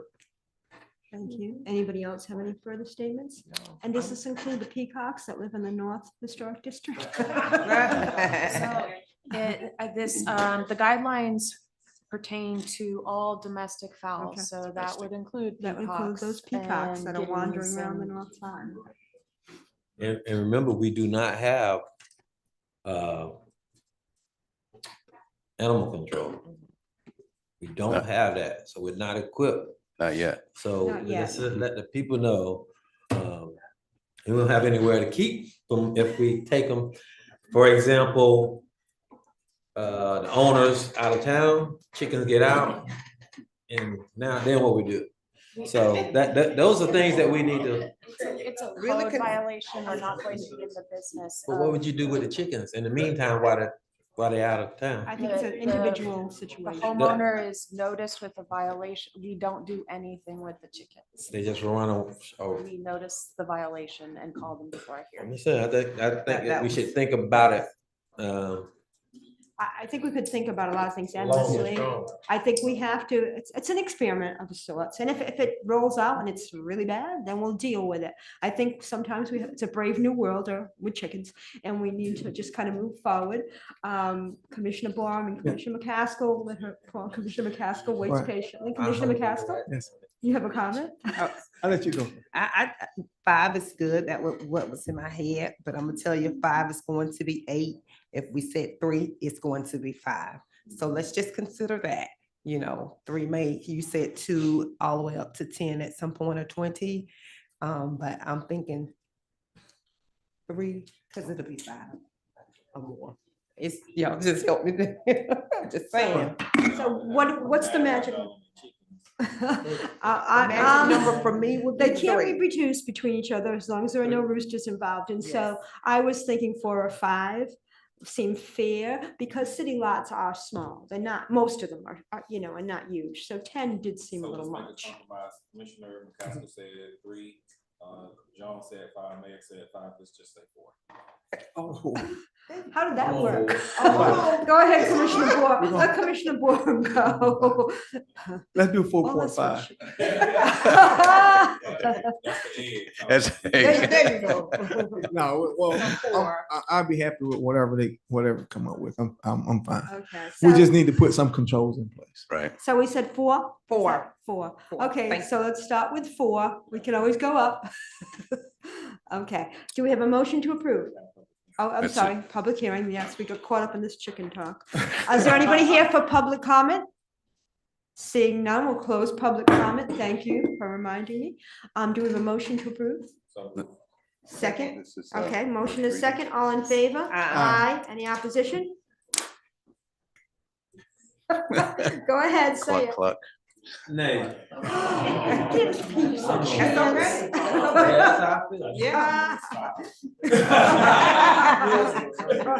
No eggs for you. Madam Mayor, if I may. Clarity for the record, his motion is with 4 chickens. Thank you. Yes, 4 chickens, 4 votes. Yeah. On to ordinance 2023-48. Presenting to you for first reading, although you'll be familiar, you'll recognize this property has come before you in the past. Ordinance number 2023-48, an ordinance of the city of Palatka, Florida, amending the provisions of a planned unit development known as Crystal Cove RV Resort Phase 1, located at 121 Crystal Cove Road, to remove the requirement for a swimming pool, spa, or like facilities, allow up to 30% of the built sites to be used as a park model recreational vehicles, and revise the maximum length of occupancy to no more than 180 days in any 12 consecutive month period, providing for an effective date and providing for scrivener's errors. Mr. Gamma? Madam Mayor, Commissioners, the item before you is an application submitted by Crystal Cove RV Resort, and it's a request to amend provisions of an existing approved PUD known as Crystal Cove RV Resort. The application was last considered by the City Commission past December 2023. The property, just to give you a little bit of background, history on this parcel. The property was originally zoned R3 residential high when it was annexed into the city in 2008. Was then subdivided to include 20 single family lots subdivision. Then in 2017, the city approved a rezoning to a PUD, recreation and open space, which is the one that is in effect today. And that was done through ordinance number 1724. That ordinance calls for a maximum of 40 RV spaces and 31 boat trailer parking spaces, as well as other provision and standard that have to adhere to in the approval. Subsequently to that, and the new ownership, an application was filed to amend some provision of the existing PUD. The requested amendment included to allow park models up to 30% of the build site. Second, to delete the requirement for a swimming pool. And third, to extend the length of stay up to 180 days. The request was considered by the City Commission, as I said, in December 2023. However, due to concerns raised by the neighbors with adjacent subdivision, residential subdivision, the applicant requested the item to be continued, so they will give it the chance to meet with the community and address those concerns. Since then, the applicant had a community meeting this past May 29. And as a result of that meeting, the applicant today is requesting that the park model requested amendment previously be deleted and leaving the two other requests in place. This application was reviewed by the planning board, which recommended approval back in December 23. Staff recommends approval with one condition, as stated in the staff report, which is part of the record. All of the, let me just point it out that if this is approved, all the standards and provisions that was stipulated in ordinance number 1724 will remain in effect. The applicant is here to address the City Commission and to answer any question you might have. Thank you. Could the applicant please come forward and give your name and address for the record? Hi, good evening, Madam Mayor, Commissioners. My name is Tara Howell. I'm with JB Pro out of Gainesville, 3530 Northwest 43rd Street. The city planner did a wonderful job, so I apologize. A lot of this will be a repeat. If you could go to slide 3, just to kind of give you a visual to go along with it. So this is the property in question. As you see, it borders right off of the water's edge. Next slide, please. So the location is 121 Crystal Cove Drive. It is adjacent to the Crystal Cove RV Resort. As he stated, the ordinance was 1724, which was passed in 2017. It did go in front of the planning board December 5th of 2023 with recommended approval. Came before you all December 14th of 2023, where the hearing was continued. Again, one of the main reasons was some concerns from the residents in the neighborhood. So we have went to good lengths to try to meet with them. We did hold a community meeting. Next slide, please. So on the community meeting, which was held on May 29th of 2004, we had 7 individuals that showed up to the meeting. We had a presentation, we discussed, we listened to a lot of their concerns. Some of the key points that they had were concerns about the impact on the current sewer system, security and maintenance of the resort itself, access points and traffic control, and their neighborhood privacy. One of the things that we heard from them, they seem to be concerned about the addition of the park models. So my clients conferred and decided that that was not the largest part of their business plan. And so those have been removed. They are no longer requesting that park models be allowed in the park. So some of the key points, as you see, as you're being handed out, we created a flyer. This was mailed out to 66 individuals, all residents within the residential neighborhood.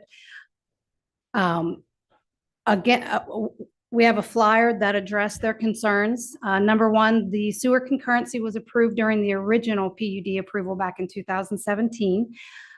There was a concurrency impact analysis that would have been done that clarified that the sewer system was able to hold the capacity of the new development. That would have had to have been a conditional approval.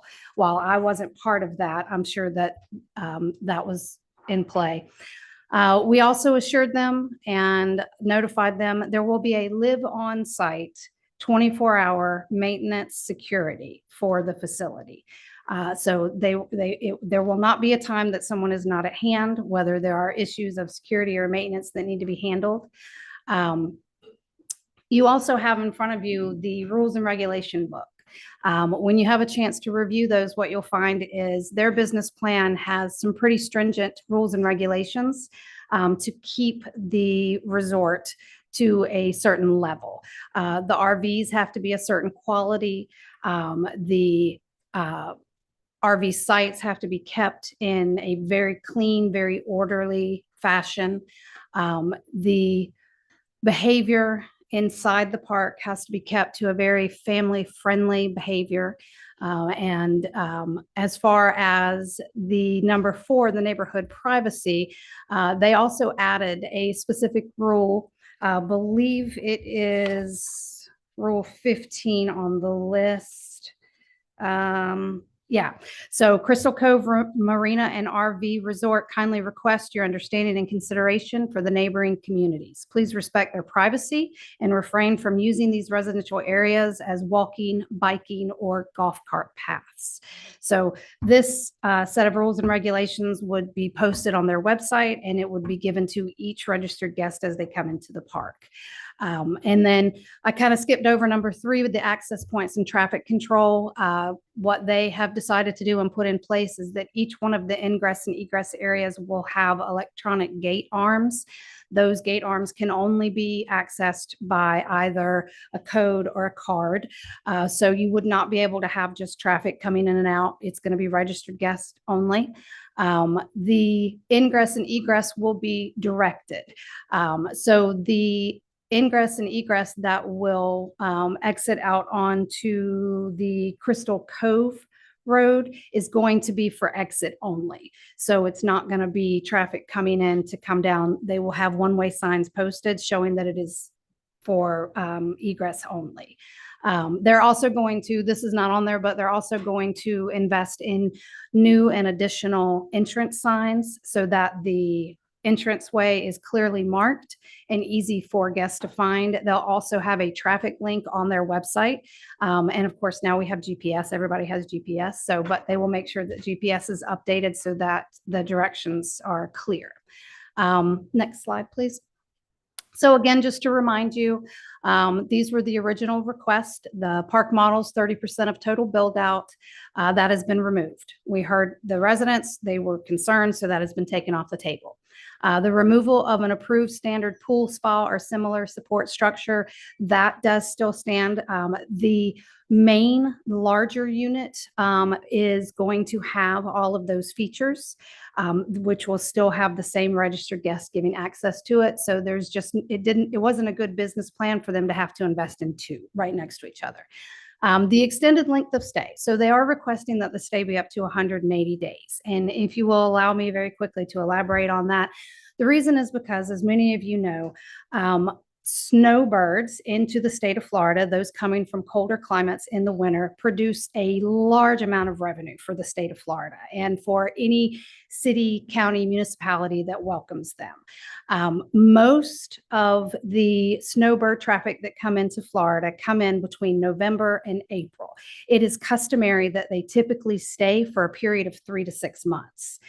By limiting them to only 15 days, that is absolutely causing them to lose 97% or more of the snowbird activity that could be directed into Palatka, into their resort, which would then, of course, spill over revenue into the city of Palatka. So that is the reason for the 180-day increase, is simply to be able to open their park up for that demographic specifically. And then the last page is just, this is the conceptual site plan, which you also have a copy of. And that's it. Any questions? I do have one, just a minor question. Yes, ma'am. I don't do RV parks or anything. Just explain the shower area for me. Just a concern, like it says all minors under the age of 18 must be occupied. And is it like, tell me the makeup of that. Yes, ma'am. If it would be all right, I'm going to call up Dave. He is the developer who can answer those specific questions for you. I'm David McDaniel. I'm with M3 Development. I live in Maitland at 220 Adams Drive. Thank you very much for hearing us today. To answer your question, in most RV resorts, there is always a common shower facility. Mhm. That is actually the people who I know who RV a lot. The wives use the RV shower and they send the men to go do the showering in the other facility. And I'm saying that with a little jest. The truth is that it's just an additional way in which people can get cleaned up and showered after a day of travel. So it's available to the customers of the RV resort. Yeah.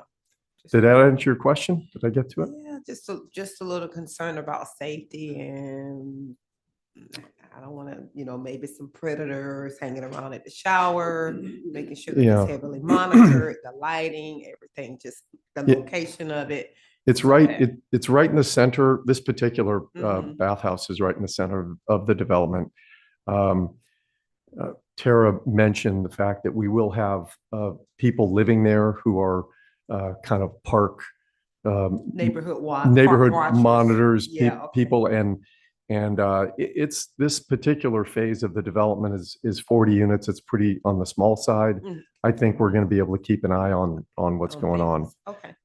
So I also like to add one other item with regard to the length of stay is one of the top RV resorts in Florida is one that was recently acquired by Jimmy Buffett's Margaritaville, and they have a 180-day stay as their maximum stay. So we're consistent with the other high quality RV resorts in the state. Thank you very much.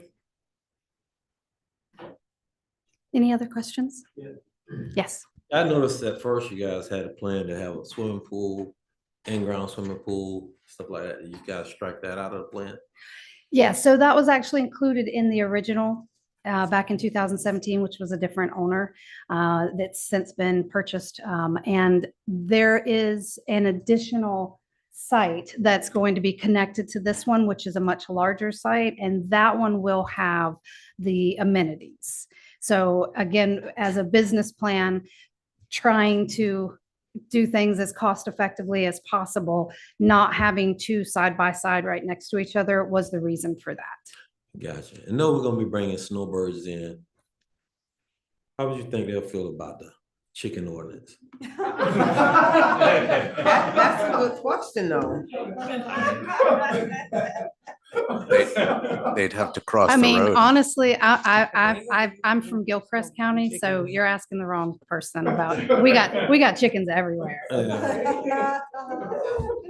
Exactly. I mean, I've seen some of those RVs, Yes. they're high dollar. They are, yes, sir. And then again, the Crystal Cove area, those houses are. Yes, they are. High dollar, so that's why, and I could explain my position on that.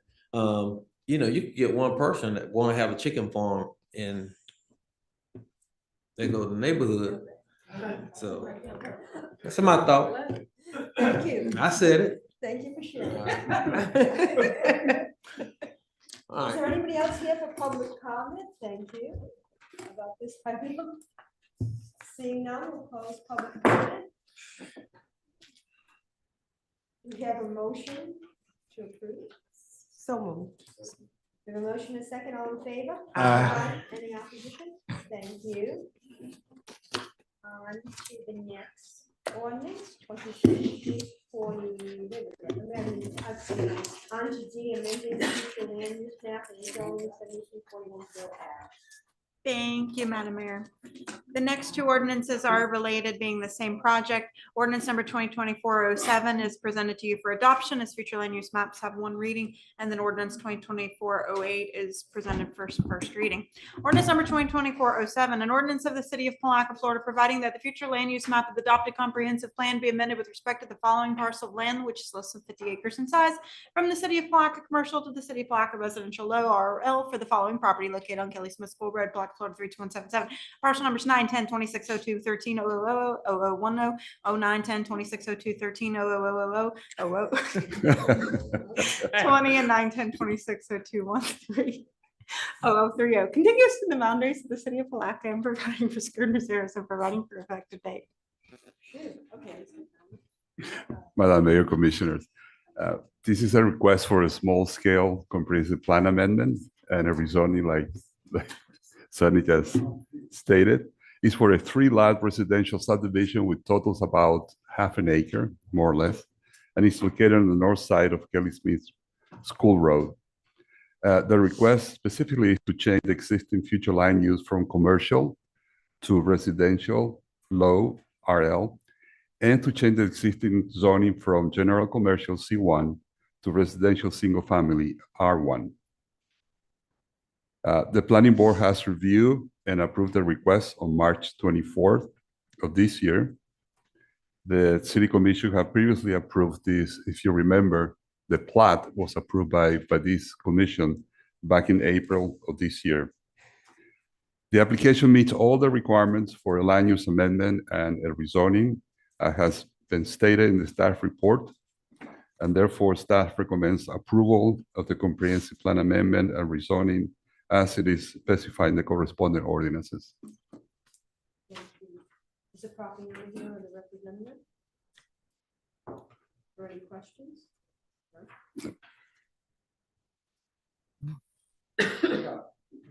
Yes, please come up and give your name. Please come up and give your name and address for the record. Thank you very much, Mayor. First, I'd like to say this, if I don't mind. This is not part of it. I was born and raised in Putnam County, Palatka. My name is Robert A. Wise. And I was born and raised like some of y'all are, have been. I want to appreciate, ma'am, Your address.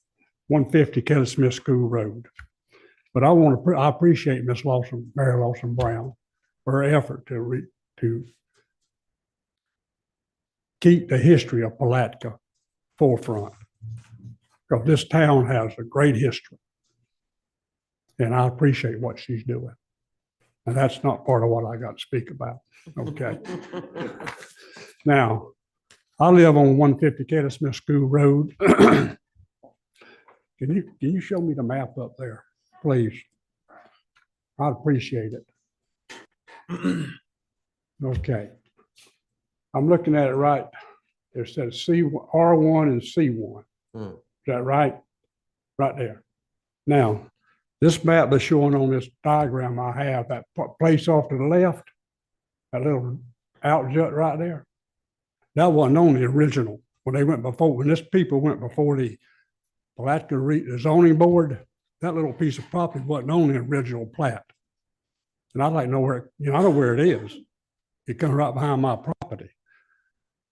And if I remember correctly, the 3 pieces of property on Krill Avenue, there's that one and 2 more before you get to Gale Lane, is owned by Mr. Finlater.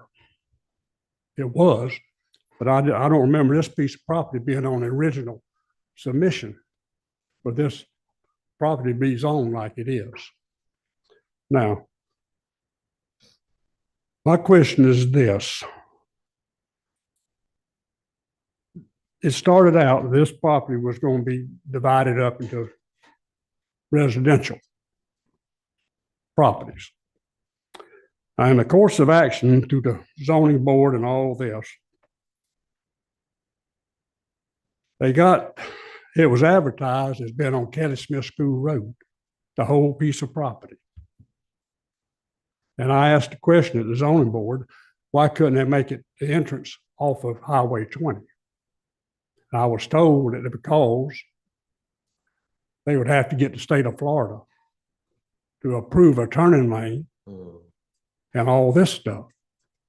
Then how come all of a sudden it can be listed on Krill Avenue? If somebody done changed the rules of the game, they got permission to get a turning lane put in from the state of Florida off of Highway 20. Because they built this one little house, Kelly Smith School Road. That's on that bottom part down there where it said R1. There's one house there. I know what you're talking about. And I will be, I know I'm probably limited to time. I appreciate your patience. Okay. But that house was built on that property before it's even, parcel of land was ever even got past the zoning board. You know. 'Cause I live right down the road and I watch what they do. And now they have want to change it to come from commercial to residential. But the C1 up there has already got signs out advertising for sale, and it's listed as commercial property. So I don't know what's going on. Thank you. Somebody needs to explain it to me. If they want to wait a while, I'll listen to them. But you know, something ain't right, in my opinion. Thank you. Okay.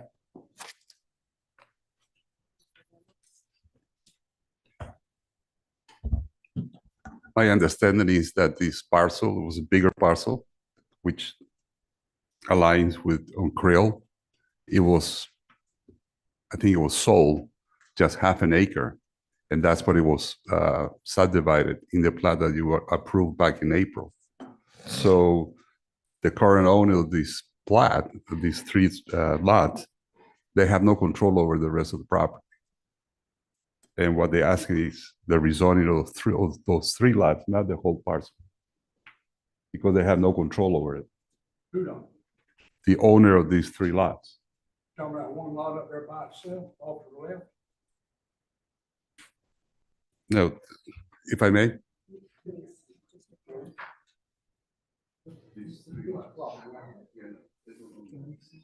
Yeah.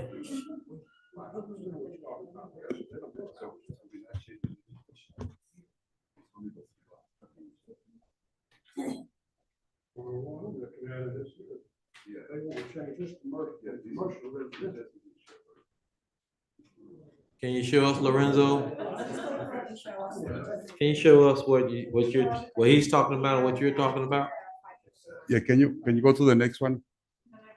The proposed future land use map.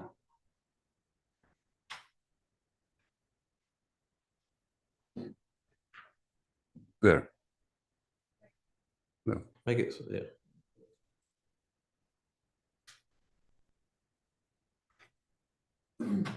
No, the future land use map, that's the existing zone, is figure 2.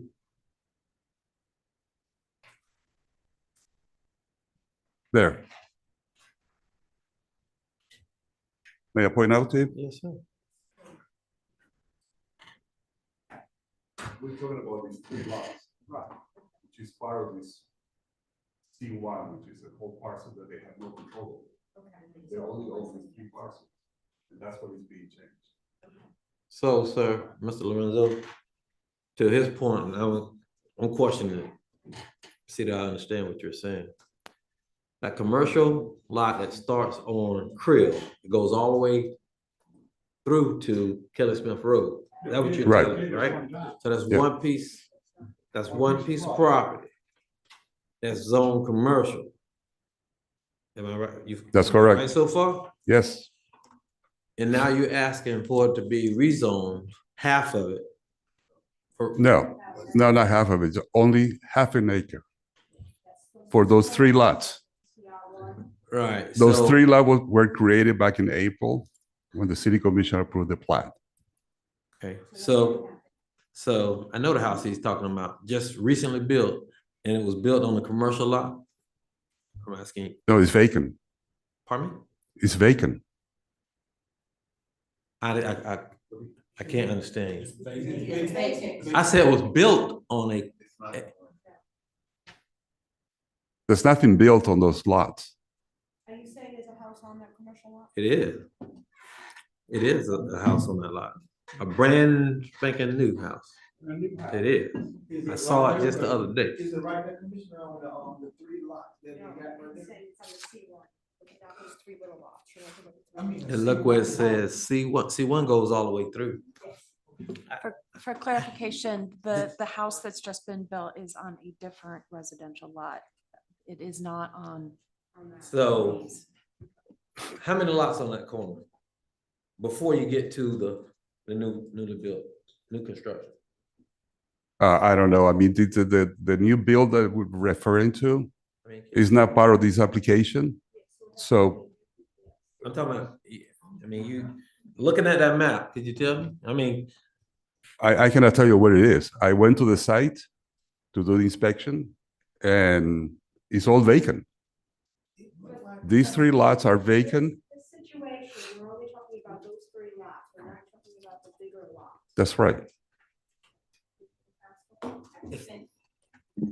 I think some pictures, some Would actual do, pictures yeah. would help Bring that to us. substantiate. If the clerk could potentially go to the Putnam County Property Appraiser's website, Thank you. Sunny, and if you'll do a property search for 911 address 7341 Krill.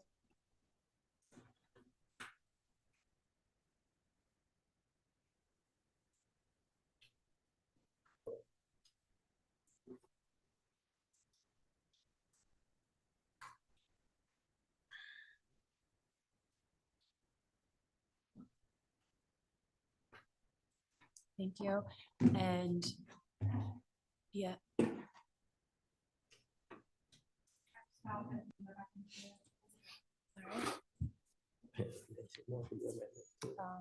Scroll down a little bit, scroll down there you go. Does that help, Commissioner McCaskill? It gives you a better view. You have already approved of the plat, and I'll defer back to Mr. Aguimo to take it from here, but this might provide a better map.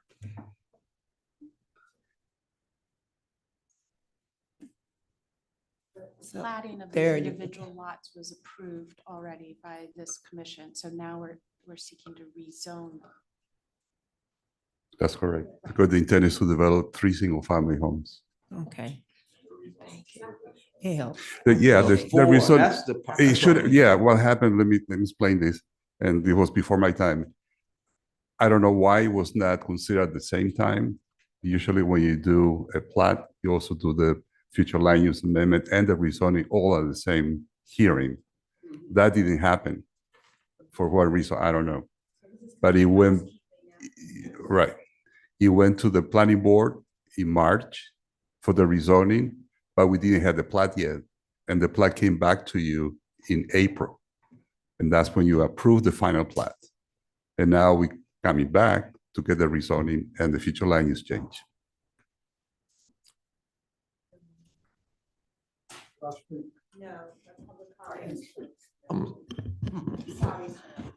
Well, to his point, that's what he was saying, that the house was built prior to it being rezoned. Whether that's the house, well, you just said it, well, you confusing me too. I'm sorry, Commissioner, I don't know which house he's referring to, where that house is built. So you said on those 3. They're it vacant. look like it's 4 vacant, like Yeah. nothing is built on. No, those there's lots. 3 vacant lots. I went to post a sign on the property and it's still vacant. Is that 3? And I might even have some pictures of it. It's 3 lots, 4 lots. 3 lots. Look like 4 to me. But we're talking only about those lots. We're not talking I about understand. larger parcels. I do understand that, but I was under the assumption, I thought you said it too, that that lot goes all the way over to Kelly Smith Road. Right. But the current owners they only own those 3 lots, that half an acre. And they are the applicants. They, That's- right. And that was zoned prior commercial. Yeah, the whole parcel was zoned commercial.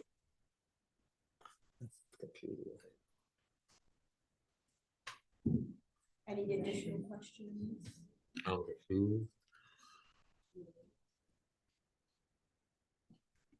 I don't know if I feel comfortable moving forward when we don't have all of the commission, understanding the process. I know it may be, if you can help bring it home or something so that all of us can understand what's going on. Sure. It is already platted. You did approve of that to break it from the parcel that abuts Curl right now to have these individual lots along Kelly Smith Road. That plat has already been approved. That's why you see it parceled up like this on the Putnam County Property Appraiser site. Mhm. So now they are seeking the rezoning and the future land use map. So they are able to proceed with the residential development for those lots. We could potentially, Mr. Agimo, provide some photographs if you wanted to table it so you have a better idea, but that is not standard. But if there are questions like that, additional information could be provided. We have a resident there that's uneasy about it. He asking questions, and I think he took the time out to be to this entire meeting. It's important to him, so it's important to me. And when we bring this stuff, I want to understand what I'm voting on, and I think we all should. And to make it easier, bring the pictures so that we can see the real what we have. I'm quite sure you have a file folder with it, and I don't want, because he's uneasy, I can see it on his face. I want him to go away from here knowing that we heard him, we were listening, and we want to address what he had to say. Sure. What I would recommend is that we take photographs and bring those photographs back to you so that the commission can feel comfortable moving forward. I understand what it is that the concern is, and I believe in those, if you're looking at that drawing there, in those numbered ones in the white, there are homes there, but the ones to the left in the pink, there are not. And that's kind of confusing because the parcels that we're talking about are in the pink and not in the white. So in order to clarify that, we can go ahead and take photographs and bring that back and provide that so you can move forward. And there was some questions about 3 versus 4, just to clarify. These 3, not this one. Right. So does somebody want to make a motion? Motion to table. Second. The motion is second to table, all in favor? Aye. Opposition? Madam Mayor, I'm sorry. I just want to clarify, your motion is to continue this item to the next meeting, city commission, so we don't have to re-advertise again. And that is July 11th at 6 o'clock. And if I may, we just have to remember that we do have a commissioner up here who is colorblind, so that does get in the way of. Are you okay? Because you did bring that up, so just making sure, so, I'm sorry. That's okay. So again, next meeting and with the photos that. I think it'll help. We'll do that. Absolutely. Yeah, man. Thank you. Can you, Madam Mayor? Yes. I think Commissioner Campbell asked you a question. Okay, go ahead. I'm sorry. His last question. Okay, come on up, sir. Come on up. Yeah.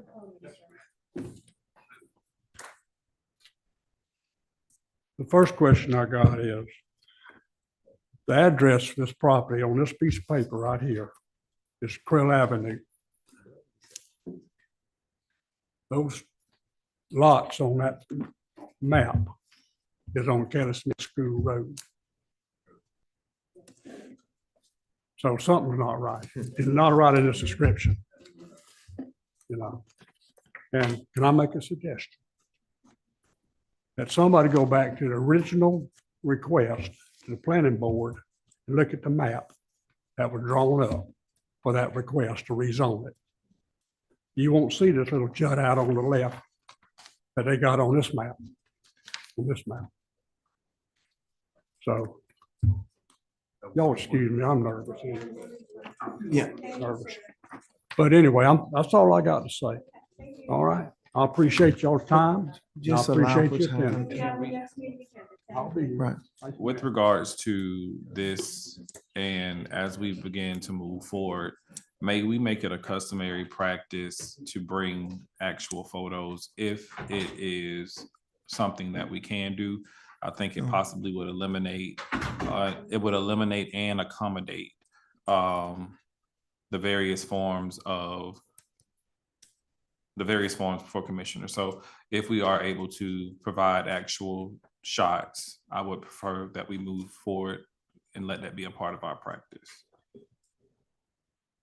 And that they give the community, people who come out to attend the meetings, a more clear picture as well. So I think that, thank you, sir, for bringing that forward. That said, we're now back down to commissioner comments.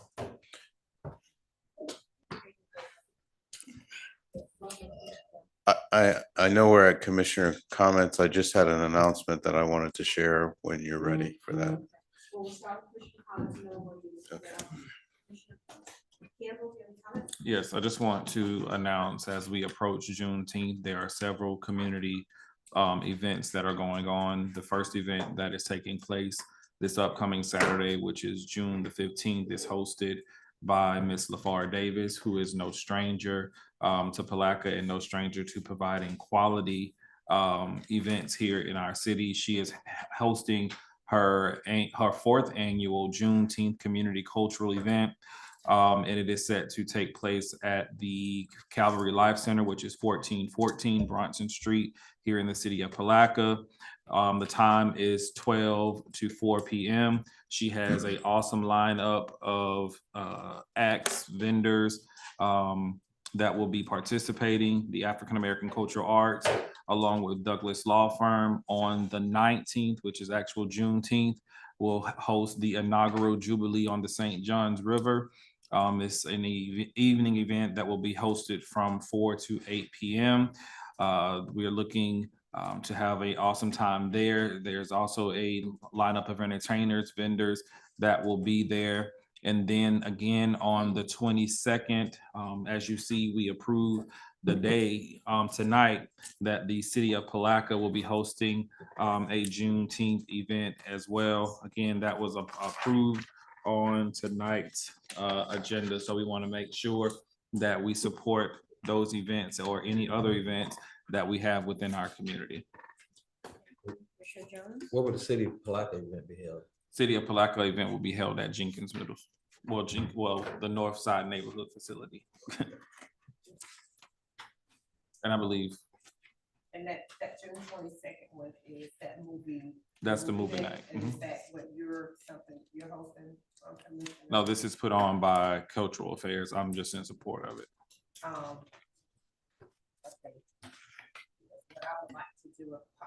What I would like to do is see if I can tag on with, I need to talk to them tagging on to add something to that. But I need to talk with them about my funds and I'll see if it's okay if I. That's fine, I'm sure. Okay, thank you. Commissioner Jones, do you think?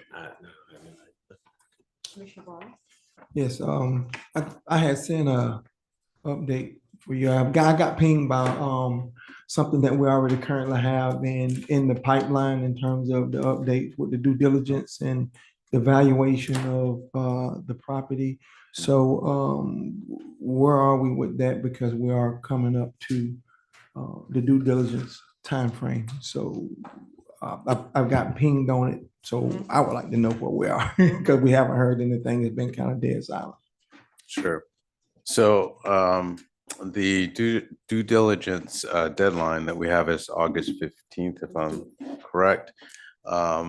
We have requested, and I believe Ms. Krantz sent out a request for a workshop for the commission to be able to come together and meet to look at the due diligence question concerning the proposed swap.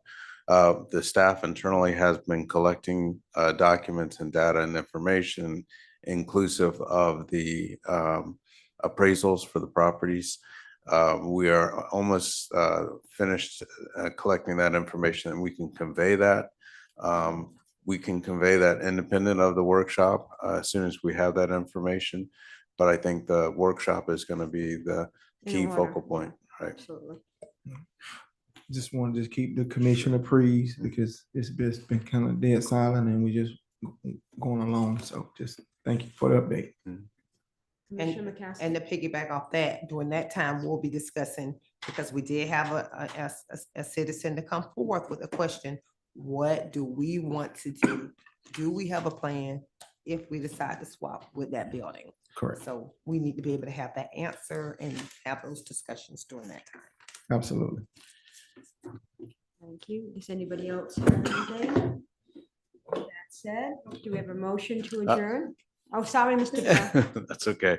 In addition to that one announcement about the due diligence, which we just touched on, I wanted to make sure the commission was aware that the attorney, Mark Lawson, who was tasked to develop the number for the fire assessment, has indicated July 11th for the public hearing to solidify the number that he has identified for the fire assessment.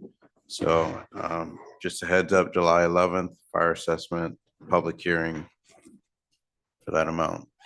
You mean fire assessment for our upcoming fiscal Yes, fiscal fiscal year year. budget? Okay. Yes, and I will be out of town on Monday as part of the Father's Day weekend. So I will be sending out a message to the commission for contact information in case of emergency. Thank you. Do we have a motion to adjourn? Motion to adjourn.